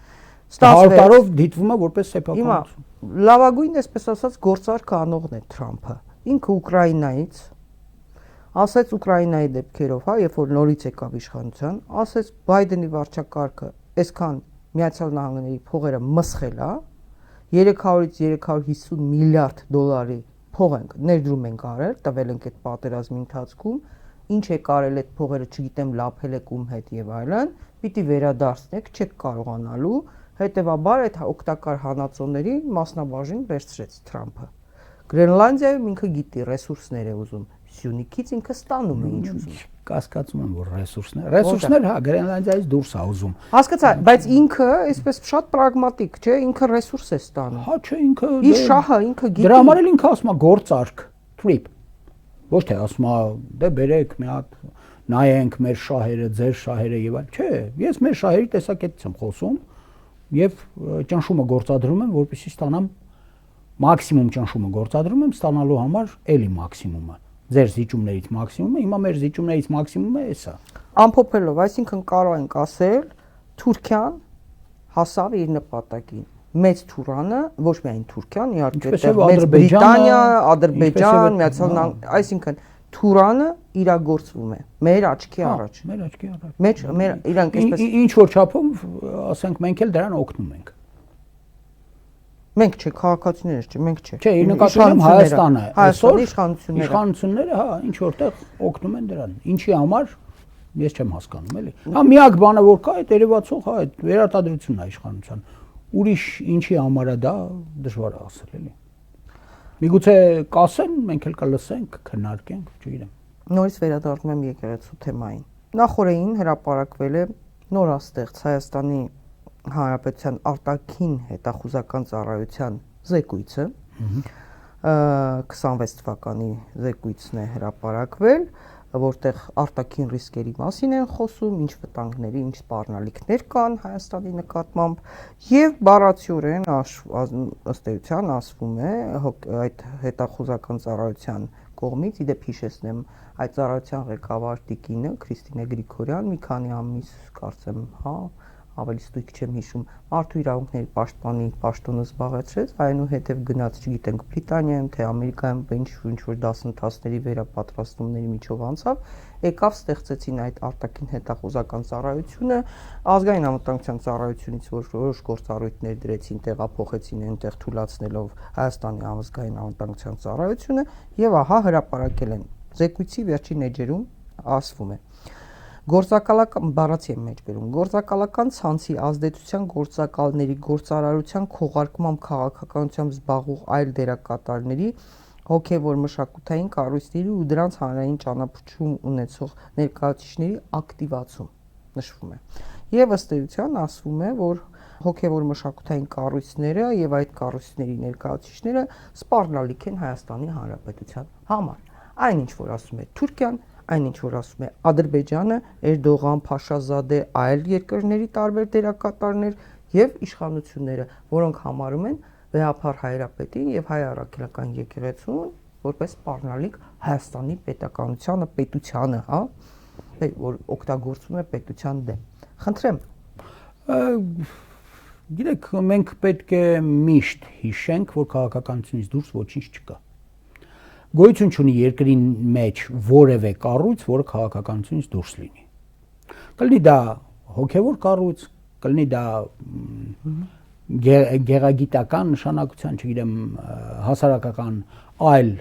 անհրաժեշտությունների եւ այլ թիրախներ ունեցող կառույց, միևնույնն է, նա քաղաքականության մեջ է։ Դրա համար էլ այո մշակույթի նախարարը քաղաքական պաշտոն է։ Բոլոր պաշտոնները որպես նախարարներ, դրանք քաղաքական պաշտոններ են։ Այդ դեպքում բերեք ասենք, որ չէ, դրանք քաղաքական պաշտոններ չեն, եւ մենք համարում ենք, որ դա պետքա դուրս լինի քաղաքականությունից։ Այդպիսի բան չկա աշխարհում։ Հիմա ի՞նչն է պատճառը, որ այդպիսի ի հայտ է եկել, դա ինչ որ հողի նախապատրաստում է, ինչ հողի, այդ կտեսնենք երևի ամենայն հավանականությամբ, բայց ասենք երբ որ մենք լսում ենք որ այ եկեղեցին ինչ որ գումարներ ունի իսկ որ կրոնն է այսօր որ ինքն իր հաշվին է ապրում ոչ թե նվիրատվությունների մեր մոտ կողմնորոշում որ հինդուիզմը ապրում է ինքն իր հաշվին հինդուիզմը 1 միլիարդ հետևորդ ունի ապրում է ինքն իր հաշվին չէ նվիրատվություն իսլամը 2.5% դրած է ամեն իսլամադավանի վրա որ ամեն տարի պետք է իր եկամուտներից վճարի իսլամի ներկայացուցիչին, այսինքն մոլլային 3500 հոգին ընտրում են մեկ մոլլա։ Հələ թող փորձեն 2.5%-ը չտալ։ Չկա տենց բան։ Քրիստոնեից եկեղեցին ամենատուժածն է այս առումով, բայց միևնույնն է, էլի նվիրատվությունների հաշվին է։ Հիմա էս ինչն է պատճառը, որ էս էլեմենտար բաները այնուամենայնիվ մեր մոտ հաշվի չի առնվում։ Մենք հասկանանք ինչի է տենց։ Հա, եկեղեցի է, այդ եկեղեցին կարող է գոյատևել միայն նվիրատվությունների հաշվին։ Եվ թող մոմը վաճառեն։ Մոմը վաճառությունը ոչինչ է այդ առումով, որպեսզի համաշխարհային կառույց պահի։ 0 էլ չի, -3-ը, եթե տենց վերցնենք։ Որովհետև ով ասեց մոմը վաճառում։ Հենց եկեղեցու կողքին։ Եվ այդ տենց չի, որ միայն եկեղեցին է վաճառում, էլի։ Եվ այդ ոնց է լինում, որ մարդիկ այդ էլեմենտար բաները շրջանցելով այնուամենայնիվ համարում են, որ այստեղ կարելի է որոնել նաև հանցանք։ Բերեք բոլոր աշխարհի կրոնները փագենք ուրեմն։ Որովհետև վանկապատկան հողեր այլևս ոչ մեկն էլ չունի տենց։ Սա ինչ կա կաթոլիկ եկեղեցու ձեռքից Մուսոլինին է վերցրել հողերը։ Միջին Իտալիայում նրան պատկանող հողերը։ Ինչ եք ուզում եղել։ Մեռանք այդ բաներն ասելով, հիմա ձայն բարբարոյ անապատի էլի։ Հիմա սա ինչ հետևանք է ունենալու, այսինքն իրենք համարում են, որ այդ հոգևոր մշակութային կառույցները, այդ կառույցների ներկայացուցիչները սպառնալիք են Հայաստանի Հանրապետության համար, ինչ գնալու են փակեն, ասենք, չգիտեմ, օրինակ, այսինչ մշակութային կենտրոնը, այսինչ մշակութային գործին, եկեղեցին, վեհապարին, բոլորը, հա, այսինքն բոլորը։ Դե Ուկրաինայում եղան բռնություններ, բան տեսանք, զանգվածային բռնություններ եւ այլն, բայց ես չեմ կարծում էլի, որ դա այն ճանապարհն է, որով մենք կարող ենք գնալ եւ մեզ թույլ ենք տալու, որովհետեւ եթե մենք գնալու ենք այդ ճանապարհով, այդ նշանակում է, որ մենք ուղղակի ապագան կորցնելու ենք։ Ինչից ելնելով։ Չկա այդ պատասխանը։ Ում պատվերով։ Դա հասկանալի է, որ դա համաշխարհային նշանակության ուժերի ճնշման հետևանք է։ Պարոն Խաչատրյան, Հայաստանի արտաքին հետախուզության ծառայության զեկույցում մի առանձին բաժին էր նվիրված հիբրիդային պատերազմին։ Եվ ինչ է ասվում, որ խաղաղություն է կնքվում, հա, բառացի ես հիմա չմեջբերեմ, եւ որոշ հայտարարություններ, հա, դատողություններ կասկածի տակ են դնում խաղաղության փաստը։ Դա նշանակում է հիբրիդային պատերազմ են մղում։ Եթե որևէ մեկը կասկածում է, ասում է Ադրբեջանը չի գնում խաղաղության, Ադրբեջանը զենք է առնում, որը ուղղված է մեր դեմ, ուրիշի դեմ չի զինվում, հա, կարող է օգտագործվել Իրանի դեմ բան, բայց հիմնականում զինվում է մեր դեմ եւ Ալիևը ասաց իր խնդիրը արևմտյան Ադրբեջանը 5 միլիարդի զենք է մարել, ասում, հա, բարաբաշխել եմ, հիմա էլ ուզում եմ անցկացնել ռազմական ծախսերը մեծացրել է, ամեն ինչ անում է, զորավարժություն է անում, պատրաստվում է, Նախիջևանը միլիտարիզացրել է, պատրաստություն ում դեմ է պատրաստվում մեր դեմ։ Հետևաբար, երբ որ մենք ասում ենք խաղաղություն հնարավոր չէ, ձեր խաղաղությունը սուտ է, կեղծ է, բարձում է մենք հիբրիդային պատերազմ ենք վարում խաղաղության դեմ։ Եվ մեզ երևի պատասխանատվությամբ դի ենթարկեն։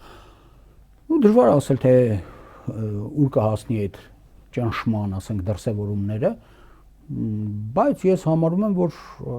Հայաստանում դա ապագա չունեցող ընթացք է։ Կարող է ինչ-որ մի պահի, ինչ-որ մի իրավիճակում դա օգուտ բերի ներկայիս, ասենք, հենց այդ պահին գործող իշխանություններին, բայց չմոռանանք էլի, որ 90%-ից ավելին հայ քրիստոնյաներ են Հայաստանում ապրում։ Եվ այդտեղ խաղարկելիության դաշտը չնչին է։ Եվ շատ-շատերին թվում է, որ մեր ժողովուրդը չի էլ հասկանում։ Այդպիսի բան չկա։ Մեր ժողովուրդը ոչ միայն հասկանում է, հասկանում է շատ խորը։ Նրա գլխով անցածը համենայն դեպս վերջին տասնամյակների ընթացքում այնպեսին է, որ նա արդեն ինֆորմացիան օդում հասկանում է, թե որտեղից է փչում քամին։ Եվ այդպիսի, ասենք, միջոցառումներ, այդպիսի հող պատրաստելը ես համարում եմ, որ չի կարող լինել, էլի, տևական եւ խիստ հաջողակ ծրագիր։ Լավ, միևնույն է, Հայաստանի քաղաքացիները բոլոր հարցումները դա են ցույց տալիս, իրենց վերաբերմունքը մեծ մասի, զգալի մասի եկեղեցու հանդեպ չի փոխվել։ Հակառակը հեղինակությունը բարձրացել է եւ բոլոր այդ թվում ամերիկյան հետազոտությունները ցույց են տվել, որ եկեղեցու վարկանիշը 70-ից 80%-ի է հասնում, ամենաբարձր վարկանիշ ունեցող կառույցն է։ Նույնիսկ այդ վարկանիշը չի փոփոխվել, չի նվազել, անգամ Փաշինյանի այս հարձակումների արդյունքում։ Ինչ կարող եք բացատրել Փաշինյանը, որ ուզում է վերարտադրվել, նորից իշխանության մնալ, հա, իրենց նպատակը, իրենց փոքրիկ խմբակի դա է, իրենք այդ խնդիրն են լուծում։ Ինչու է այս հարձակումը անում, եթե միևնույն է դրանից ոչ վարկանիշն է ընկնում եկեղեցու։ Այո, կարող է այսպես փորձել պարակտել, ման անել, բայց ինքը իր խնդիրը չի լուծում։ Հետևաբար ինչի համար է սա անում։ Նպատակը ո՞րն է, պարոն Խաչատրյան։ Գիտեք, ընտրությունների է պատրաստվում, դա իրեն ինչ է ընտրությունների է տալու։ պատրաստվում եւ հարակից կեղծ օրակարգով, որտեղ դա կեղծ օրակարգ է, քանի որ օրակարգը կարող է լինել ոչ կեղծ իրական օրակարգ, միայն այն դեպքում, երբ որ քու առաջ քաշած օրակարգային հարցերին արձագանքում է հասարակության զգալի տոկոս։ Երբ որ նրան չի արձագանքում, ասենք, ես չգիտեմ, 1% արձագանքում է, թե չէ, երևի էդ էլ չի արձագանքում։ Այդ օրակարգով, որը հարափոփող մի հատ օրակարգ է, առաջանում են նոր խնդիրներ, ժողովուրդը արդեն բթացել է, չի էլ լսում։ Չի լսում, թե այնտեղ էլ ինչ են ասում։ Եթե մի ժամանակ ինչ որ բամբասանքի շրջանակ կարող է եւ հետաքրքրություններ առաջացնում, այսօր չկա այդ ամեն ինչը։ Հիմա ինչի է դա արվում, որպեսզի այդ աղմուկի պայմաններում հնարավոր լինի ինչ որ բաներ, ասենք համեմատաբար ավելի դրական, ավելի անցավ, համեմատաբար ավելի աննկատ իրականացնել քաղաքական դաշտում։ Ուրիշ նպատակ, ասենք, չեմ պատկերացնում։ Կեղծ օրակարգը այսքան պահպանել, այսքան ռեսուրս դնել, այսքան ճնշում օգտագործել։ Հետո բանը հաշվետվություն կներկայացնի, հա, իր պատվիրող իրեն բերող այդ ուժերին, ասելով, որ տեսեք, ես արեցի, ես մինիմում ծրագիրը արեցի, օրինակ, աչոտ է տալիս, ասում է, տեսեք, ես մինիմում ծրագիրը արեցի, պարակտեցի, պղտորեցի, հա, անում։ Այնտեղ մինիմում ծրագիրը հաշվում է 79%-ից, որ Կովկասյան բարոմետրի տված տվյալներն են։ Ինչքան է իջել։ Դրանով է հաշվարկվում։ Եկեղեցու վարկանիշը այդ Կովկասյան բարոմետրով։ Կովկասյան բարոմետրը 79% է։ Վարկանիշը տվել։ Վարկանիշը։ Կովկասյան բարոմետրը համարվում է բոլորի կողմից անաչառ իբր թե կամ իբր թե չէ, անաչառ համարվող այդպիսի հետազոտական կենտրոն։ Եթե 79% է այնտեղ նախնական, ասենք, մինիմումը կատարելը, պետք է գոնե մի 40-50% իջած լինի եկեղեցու վարկանիշը։ Նույն ամերիկյան ձեր ասած Gallup-ի անգամ հետազոտությունները, հա, բայց մխտրեց, չէ՞, նստվածքը առաջացրեց, չէ՞, մխտրեց։ Դե այս հաճ խոսակցությունները KGB գործակալ, ամերիկացիների, եվրոպացիների համար դա տոկոսներ են։ Մնացածը թե պղտորվեց, ծուխ դուս եկավ, ծխածածկույթով ապահովեցինք ինչ որ բաներ, չէ՞, դա ոչ մի կապ չունի։ Քանի տոկոս է իջել եկեղեցու վարկանիշը։ Չի իջել։ Դե եթե չի իջել, բա էլ որտեղից պետք է մենք ասենք, որ Հայաստանի իշխանությունները ունեին պատվեր եւ կատարեցին պատվերի գոնե մինիմալ մակարդակը։ Այսինքն այդտեղ ձախողը բան հա, մինուս են դնում, հա, ինչի է շարունակվում, դա մինուս, դա քեզ զարմացնում չի շարունակվում։ Եթե դրանից չկա, հա, ինչի է շարունակվում օգուտ, շարունակվելու պատճառը։ Շարունակվելը միայն կարող է լինել այն աղմուկը, որի պայմաններում, ասենք, ինչ որ շահեկան անցումներ հնարավոր է իրականացվի քաղաքական դաշտում։ Ասենք օրինակ թրիփի վրա չկենտրոնանան, հա, այս գործարքի կամ բան, որպեսզի Չնայած դե ոնց կարան չկենտրոնանան էլի։ Պարոն Խաչատրյան, լավ, ինչու է սրբազաններին, հա, Բագրատ սրբազանին, Միքայել սրբազանին, Մկրտիչ սրբազանին, ապա Արշակ սրբազանին պահում բանտում։ Ինչով կարող էին խոչընդոտել։ Դա ճնշում է եկեղեցական կառույցի վրա։ Բան է փոխվել նրանց։ Դե իհարկե, ասենք, գաղտնալսումներ, որտեղ մարդիկ ասենք մի բան ավել են ասել, մի բան պակաս են ասել, ինչ որ հիմքեր եւ հետաձգել, այդ մարդիկ մնան նստած, հա, այդ ամենը իհարկե անվիճելիորեն ճնշում է։ Հենց այդ ճնշումն է, որ այսօր ավելի ճիշտ կլինի ճնշումներից դուրս եպիսկոպոսատ ժողով կազմակերպել։ Կարելի էր այդ չանել, Հայաստանում կանցներ։ Հետաքրքիր էր Արշակ սրբազանի մասին մի դրվագ էիք պատմել, հա, դուք ծանոթ չլինելով, խնդրեմ մեր հեռուստադիտողին էլ պատմեք։ Աստված հիշողություն տա 2008 թվին, հա, ինձ պատմել են մարդիկ, ովքեր Երուսաղեմում են եղել, հա, եւ որ ոսկերչական գործարան է եղել հարակից տարածքում եւ ոսկերչական գործարանը թալանվել է։ Ամենայն հավանականությամբ դա հնարավոր է եւ եղած լինի, ասենք, ընտեղի իշխանությունների արած սադրանքը, որի պայմաններում առաջանար հակասություն եւ ինչ որ տարածքներ անցնեին իրենց եւ եկել էր հատուկ նշանակության ջոկատ, կանգնել էր եւ այդ Պարիսպա եւ դուր, որտեղից պետք է մտնես արդեն հայ եկեղեցու տարածքը, պատկանելիության տարածքը, դուրս է եկել մենակ շատ հետաքրքիր էին պատմում, մի քիչ ծիծաղելով դեն ժամանակ 2008 թիվն է ոչ։ Հիմա պատմում են, թե ասում են, թե դուրս է եկե Արշակ Սրբազան չի այն ժամանակ իհարկե հանձնահավելցած Արշակը դուրս է եկել ասում է ձերքին մի հատ խաչ է որը իր բոյին է ինքն է բոյով նիհար մի հատ տղա է կանգնած մենք էլ նայում ենք անց բեղներից տակ ծիծաղում ենք էլի թե էս ինչ պատկեր է անդե կանգնած է բանակ այսինքն հատուկ նշանակության ջոկատ եւ հատուկ նշանակության ջոկատի ղեկավարը այդ նեղ ակնոցներով բան խիստ արտահայտությամբ մոտենում է խոսում է ու ուտում է գլխին խաչով Արշակը խաչը տալիս է խաչով գլխին այս ընկնում է պաուզա որից հետո ասում է ափալ թափալ այդ մարդուն հավաքեցին ու գնացին վերջ փախան հա այս եղել է այդ ես էլ եմ ասում 2008 թիվն է դա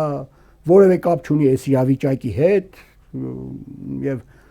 այդ պատմածը ես չեմ կարող հարցականի տակ դնել ականատեսների բայց հետաքրքիր էր 2018-ին երբ որ ես գունավոր հեղափոխություն եմ ասում են ինչ որ տեղի ունեցավ այնուամենայնիվ երբ որ նոր Հայաստան նոր հայրապետ այդ հակաեկեղեցական շարժումը սկսվեց ու հիմա միացել են Փաշինյանին իրենք համարում են 18-ի ծրագիրը ավարտին են հասցնում այդ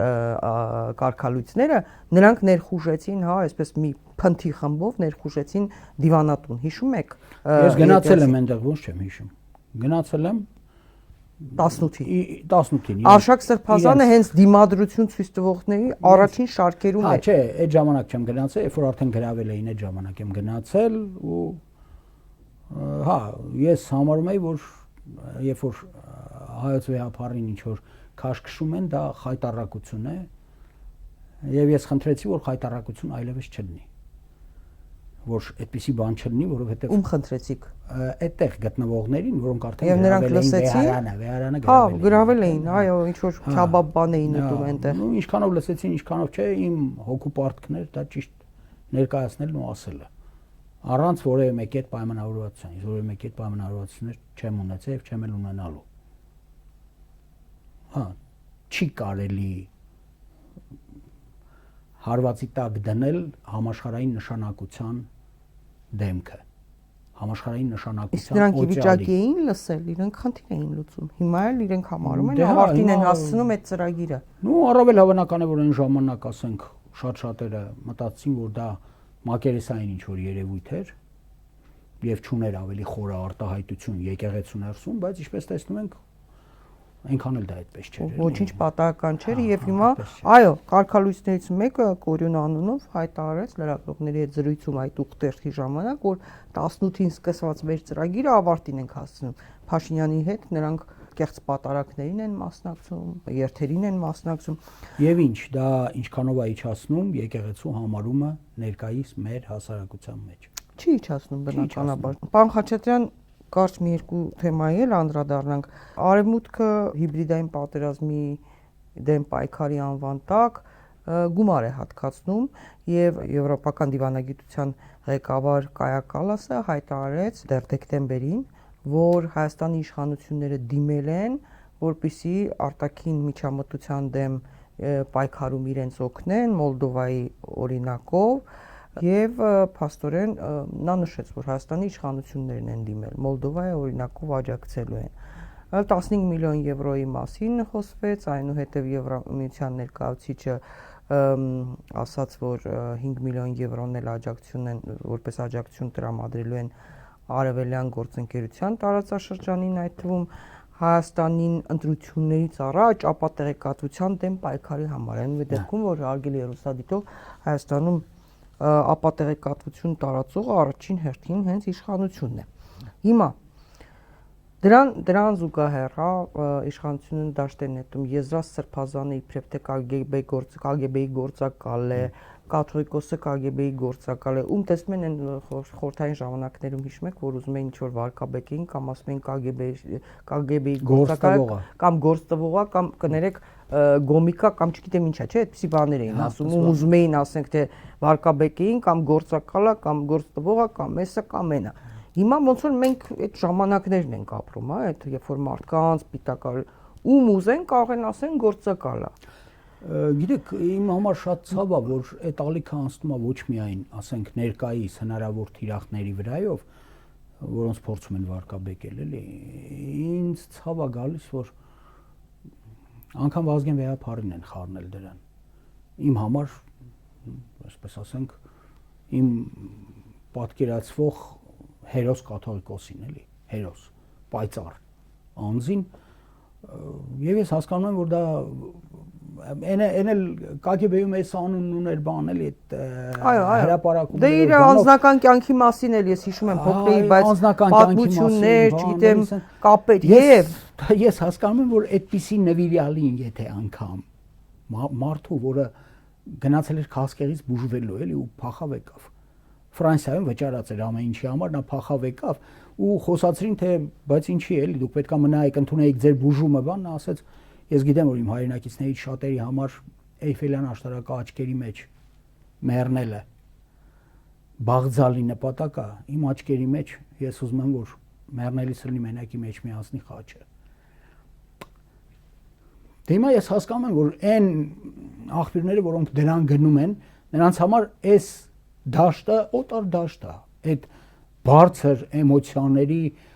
աներևակայելի նվիրման եւ ազգասիրության դաշտը նրանց համար էքսպերիմենտալ դաշտ է ընդհանրապես էլի եւ բոլորին փորձում են լակա թողնել, լակոտել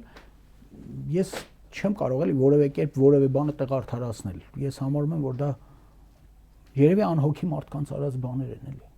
Ինչի համար են անում հիմա տեսակ կեղծ թուղթ հրապարակեցին հնարավոր համարումը իջացնելու ոչ մեկը դրականով թող չհիշի անցյալը հիմա եթե մենք լսեք ես լավ հիշում եմ որ Կոնդոլիզա Ռայսը մի անգամ հայտարարեց որ մենք չեղարկում ենք անցյալը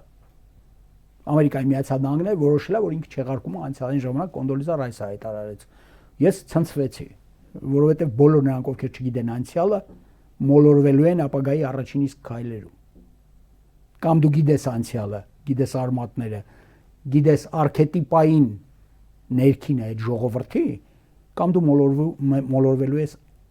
բոլոր հնարավոր քայլերում պետք չի որ մեզ այդպես խարակեն շիկացրած երկաթով հոգին մեր պետք չի Այսինքն ըստ էության ստացվում է որ հիբրիդային պատերազմ հենց մեր դեմ են մղում իշխանությունները եւ արտաքին ինչ-ինչ ուժեր Իրանի դեսպանը տեսակ Թրիփի հայտարարության օրը այդ 6 էջանոց փաստաթղթի ներկայացման օրը Հայաստանում Իրանի դեսպանը բավական կոշտ հայտարարությամբ հանդես եկավ նշելով որ Թեհրանում կարծում են որ Հայաստանը արտաքին թշնամական ուժերի կողմից օգտագործում է որպես կենտրոն իրենց դեմ եւ իրենք իրենց մտահոգությունը արտահայտեցին բավական լուրջ շատ կոշտ ձևակերպում էր դա ինչ է նշանակում դա նշանակում է որ իրենք համարում են որ եւս մեկ հարված իրենց հասցվեց այս անգամ Հայաստանի կողմից որը իրենք համարում են որ բարի դրացիական հարաբերություններ են ունեցել իսկ ինչի պետք է այդպիսի բան լինի իհարկե նրանք իլյուզիաներ չունեին գիտեին որ ասենք հնարավոր են ինչ որ բաներ, բայց որ կլինի այդ կարգի, որ հյուսիսային սահմանը Հայաստանի, Իրանի, Հայաստանում հյուսիսային սահմանը կդառնա ամերիկյան օպերացիաների հնարավոր դաշտ, իհարկե նրանց համար դժվար պատկերացնելի էր, բայց ինչպես տեսնում ենք, դա ընթացող process է այսօր։ Հետևանքները դա հայ-իրանական սահմանն է, նաև Իրանի սահմանն է։ Հետևանքները որոնք են լինելու տնտեսականից մինչև անվտանգային խոսվում է, նշվում է օրինակ տեսեք Հայաստանը զենք ձեռք բերում է, հնդկական զենքը բերում է Իրանի տարածքով։ Իրանը բոլոր պատերազմների ժամանակ մեր կողքին է եղել, աջակցել է։ Իհարկե կարող են քննարկել 44 օրյա ժամանակի ինչ դիրքորոշում է ունեցել կամ Արցախի հետ կապված ինչի է բանարել, բայց ամեն դեպքում, մեզ համար կարևորագույն երկիր է։ Եվ ինչ հետևանք դա կարող է ունենալ, օրինակ։ Գիտեք, դա ինչպես ասում են, երկսայրի սուր է։ Մի կողմից իհարկե ամեն ինչ կախված է նրանից, թե Իրանի դեմ ինչ ուժի հարված կլինի, եթե սկսվի պատերազմ։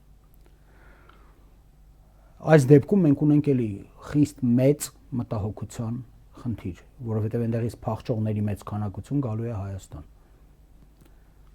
Եվ մեզանում իհարկե ստեղծվելու է ճգնաժամային ծանր իրավիճակ։ Մյուս դեպքում, երբ որ այդ հարվածը չի լինի, հասկանալի է, որ Իրանին հաջողվեց ընկճել շատ մեծ ծախսերի արդյունքում ձևավորված ներքին ալիքը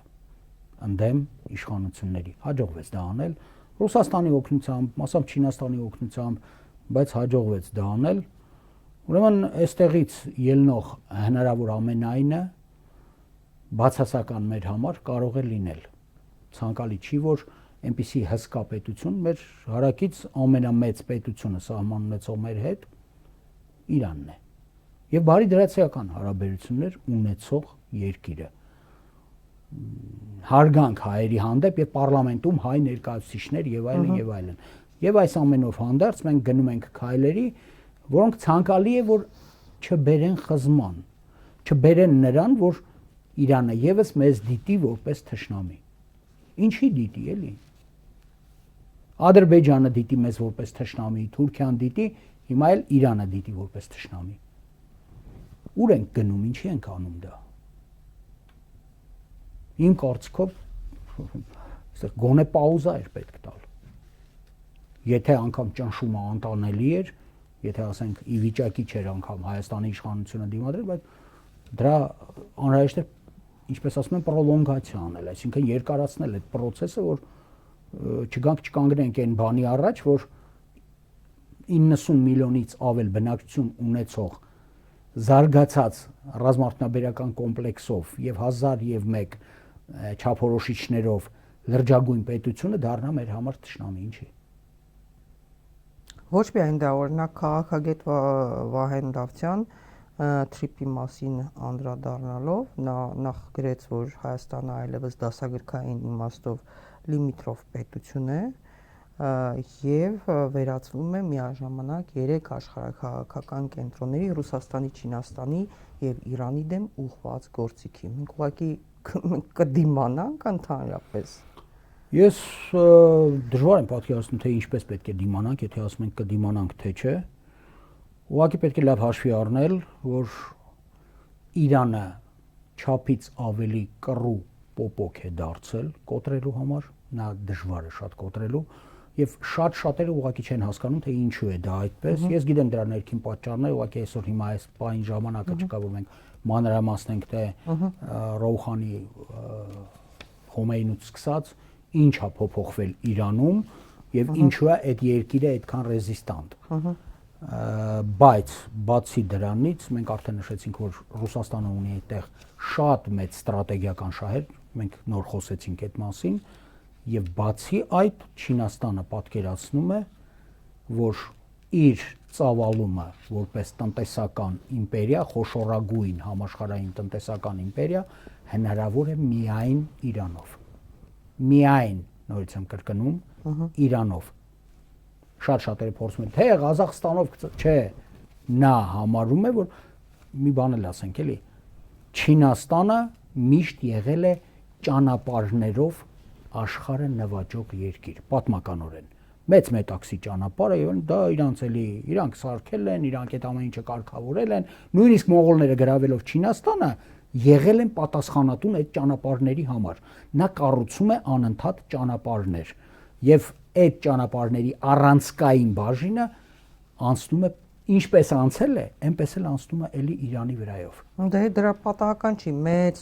ռազմավարական փաստաթուղթ ստորագրեցին 12-օրյա պատերազմի ժամանակ Իրան-Իսրայել հակամարտության ժամանակ։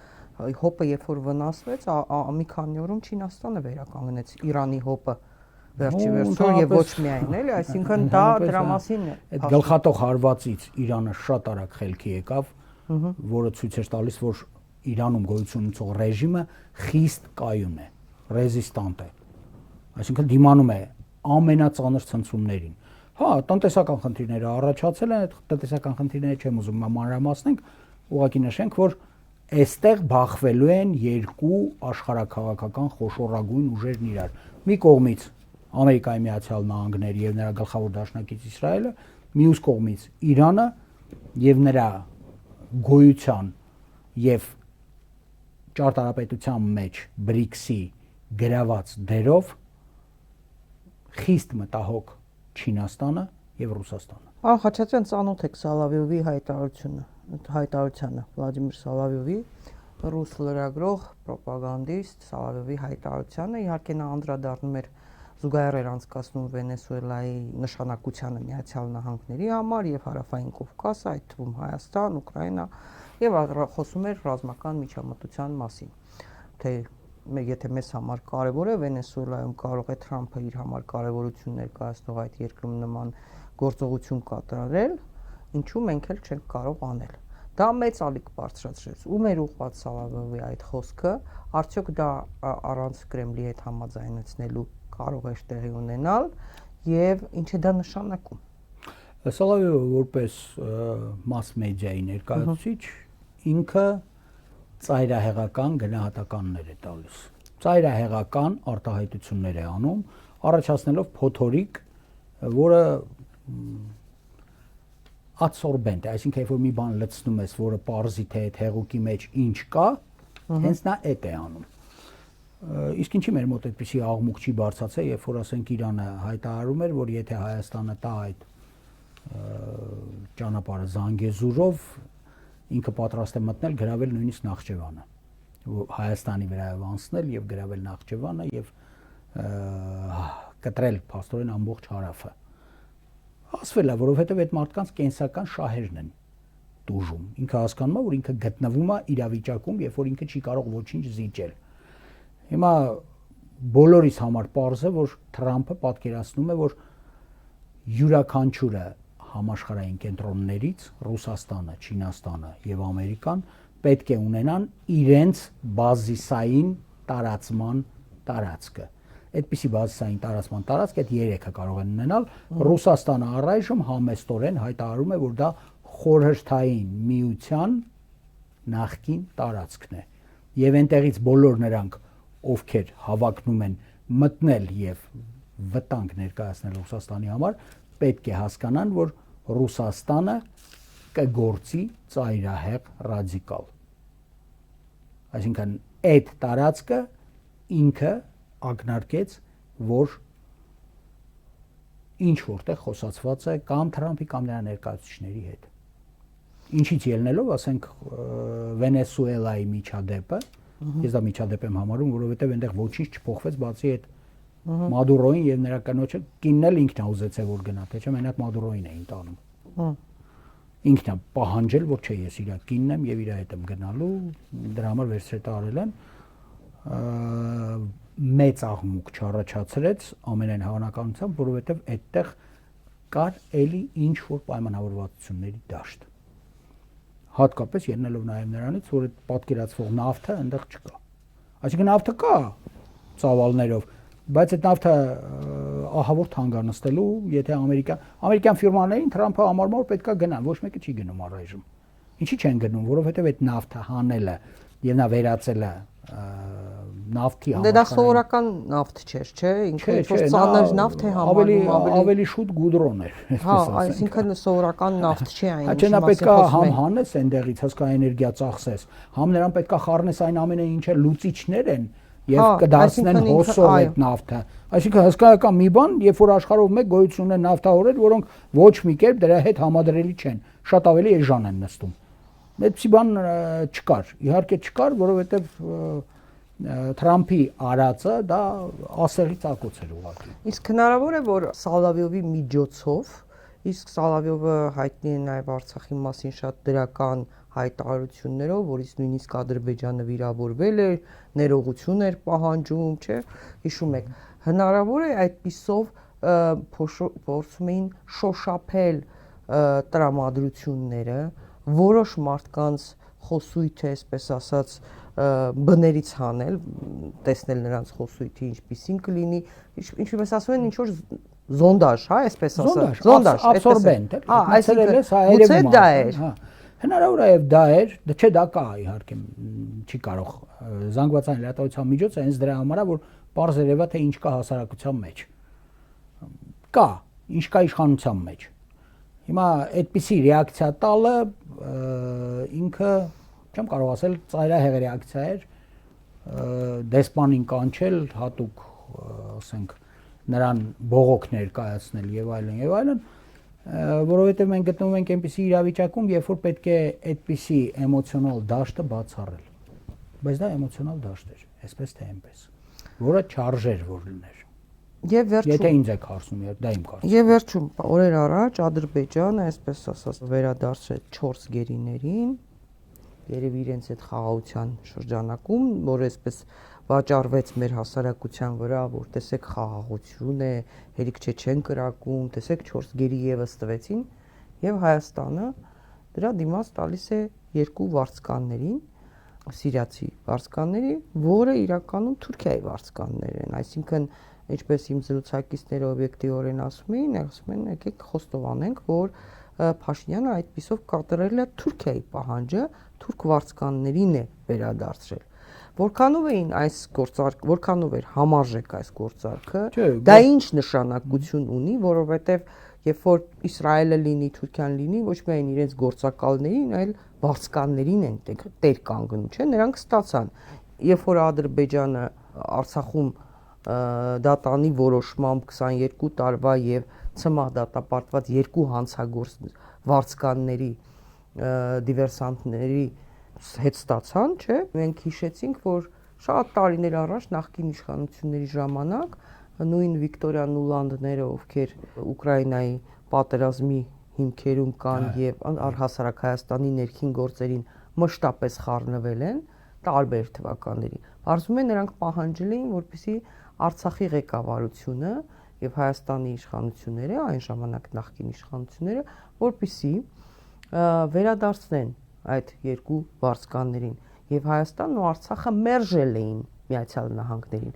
Այսինքն այդքան թանկ էին այն 2 վարձկանները, որոնց Ադրբեջանը ստացավ։ Հիմա տվեցին 2 վարձկանների եւս ու մեր վրա այսպես ասած ծախելով, որ տեսեք ինչ լավ բան է, խաղաղությունն է, նրանք 4 գերիներ են տալիս։ Խնդրում եմ այս գործարքի նշանակության մի շերտերը բացեք։ Նախ նշենք, որ վարձկանը որևէ օրենքով չի կարող պաշտպանվել։ Այսինքն ինչպես կվարվի տվյալ պետությունը վարձկանի հետ, որևէ մեկը իրավունք չունի բողոքել։ Վարձկանը, նորից եմ կրկնում, միջազգային օրենքների պաշտպանության տակ չի կարող լինել։ Դա մարդասպան է, որը եկել է ուրիշ երկրում մարդ սպանելու։ Նա պաշտպանված չի ինչպես զինվորը։ Եթե դու զինվորներ ես ստացել, զինվորները պաշտպանված են միջազգային օրենքներով։ Վարձկանները ոչ։ Հիմա առավել հավանական է, որ մենք էլի հետ ենք տվել այդպիսի մարդկանց, այդ մարդիկ պրոֆեսիա չունեն, բացի վարձկան լինելը։ Այդ մարդիկ վաղ թե ուշ նորից գալու են։ Եթե մենք ենք նորից ելնելու թիրախը, վերջում մենք մեզ պիա, բայց եթե մեր գերիներն էին ինչ ենք հանձնել, որ նորից գան։ Այդ մարդիկ վարձկաններ են։ Նրանք խմբապետեր են, պայմանական ասած։ Ինչի՞ սա չի ներկայացվում, որովհետև նրանք նշանակություն ունեցող են։ 4-ին տալիս են, 2-ին ստանում, բայց 4 զինվորի են, չէ՞, տվել։ Մեկը թուրքահայ է, չգիտեմ, անկեղծ ասած չեմ կարող ասել, թե ինչու էր նա հայտնվել Շուշիում, բայց ինչև է։ Չէ, դա ամեն դեպքում հայտնվել է Շուշիում։ Չէ, ինքը ասում էր, որ գնացել է, որպեսզի իրերը հավաքի, բայց մյուսները նաև զինվորներ, գերիներ էին, այսպես ասենք, բոլորի մասին, որոնք այնտեղ կռվին մասնակցել են որպես զինվորներ։ Հա, վարձկաններ չեն եղել։ Հիմա վարձկաններ չեն եղել։ Այդ մարդիկ փող ստացող չեն եղել, այդ մարդիկ որևէ վարձկանական կազմակերպության անդամ չեն։ Այդպես չի։ Շնորհակալ եմ, պարոն Խաչատրյան, եւս մեկ անգամ հիշեցնեմ, փաստորեն 2014 թվականին Վիկտորիա Նուլանդը պետքարտուղարի տեղակալ Միացյալ Նահանգների եւ ԱՄՆ պետդեպարտամենտի պաշտոնական ներկայացուցիչ Ջեն Փսակին հայկական կողմին կոչ էին անում այն 2 հանցագործներին Արցախում դատված վերադարձնեն եւ 14 թվականին Հայաստանի իշխանությունները եւ Արցախի իշխանությունները կարողացան Միացյալ Նահանգներին ասել ոչ։ Նիկոլ Փաշինյանը նրանց հանձնեց ոչինչի դիմաց։ Շնորհակալ եմ պարոն Խաչատրյան, շատ հետաքրքիր զրույցի համար, հարգելի հետևորդներ, հիշեցնեմ, որ իմ զրուցակիցն էր կրոնագետ փիլիսոփա Վարդան Խաչատրյանը, կհանդիպենք հաջողություն ձեզ։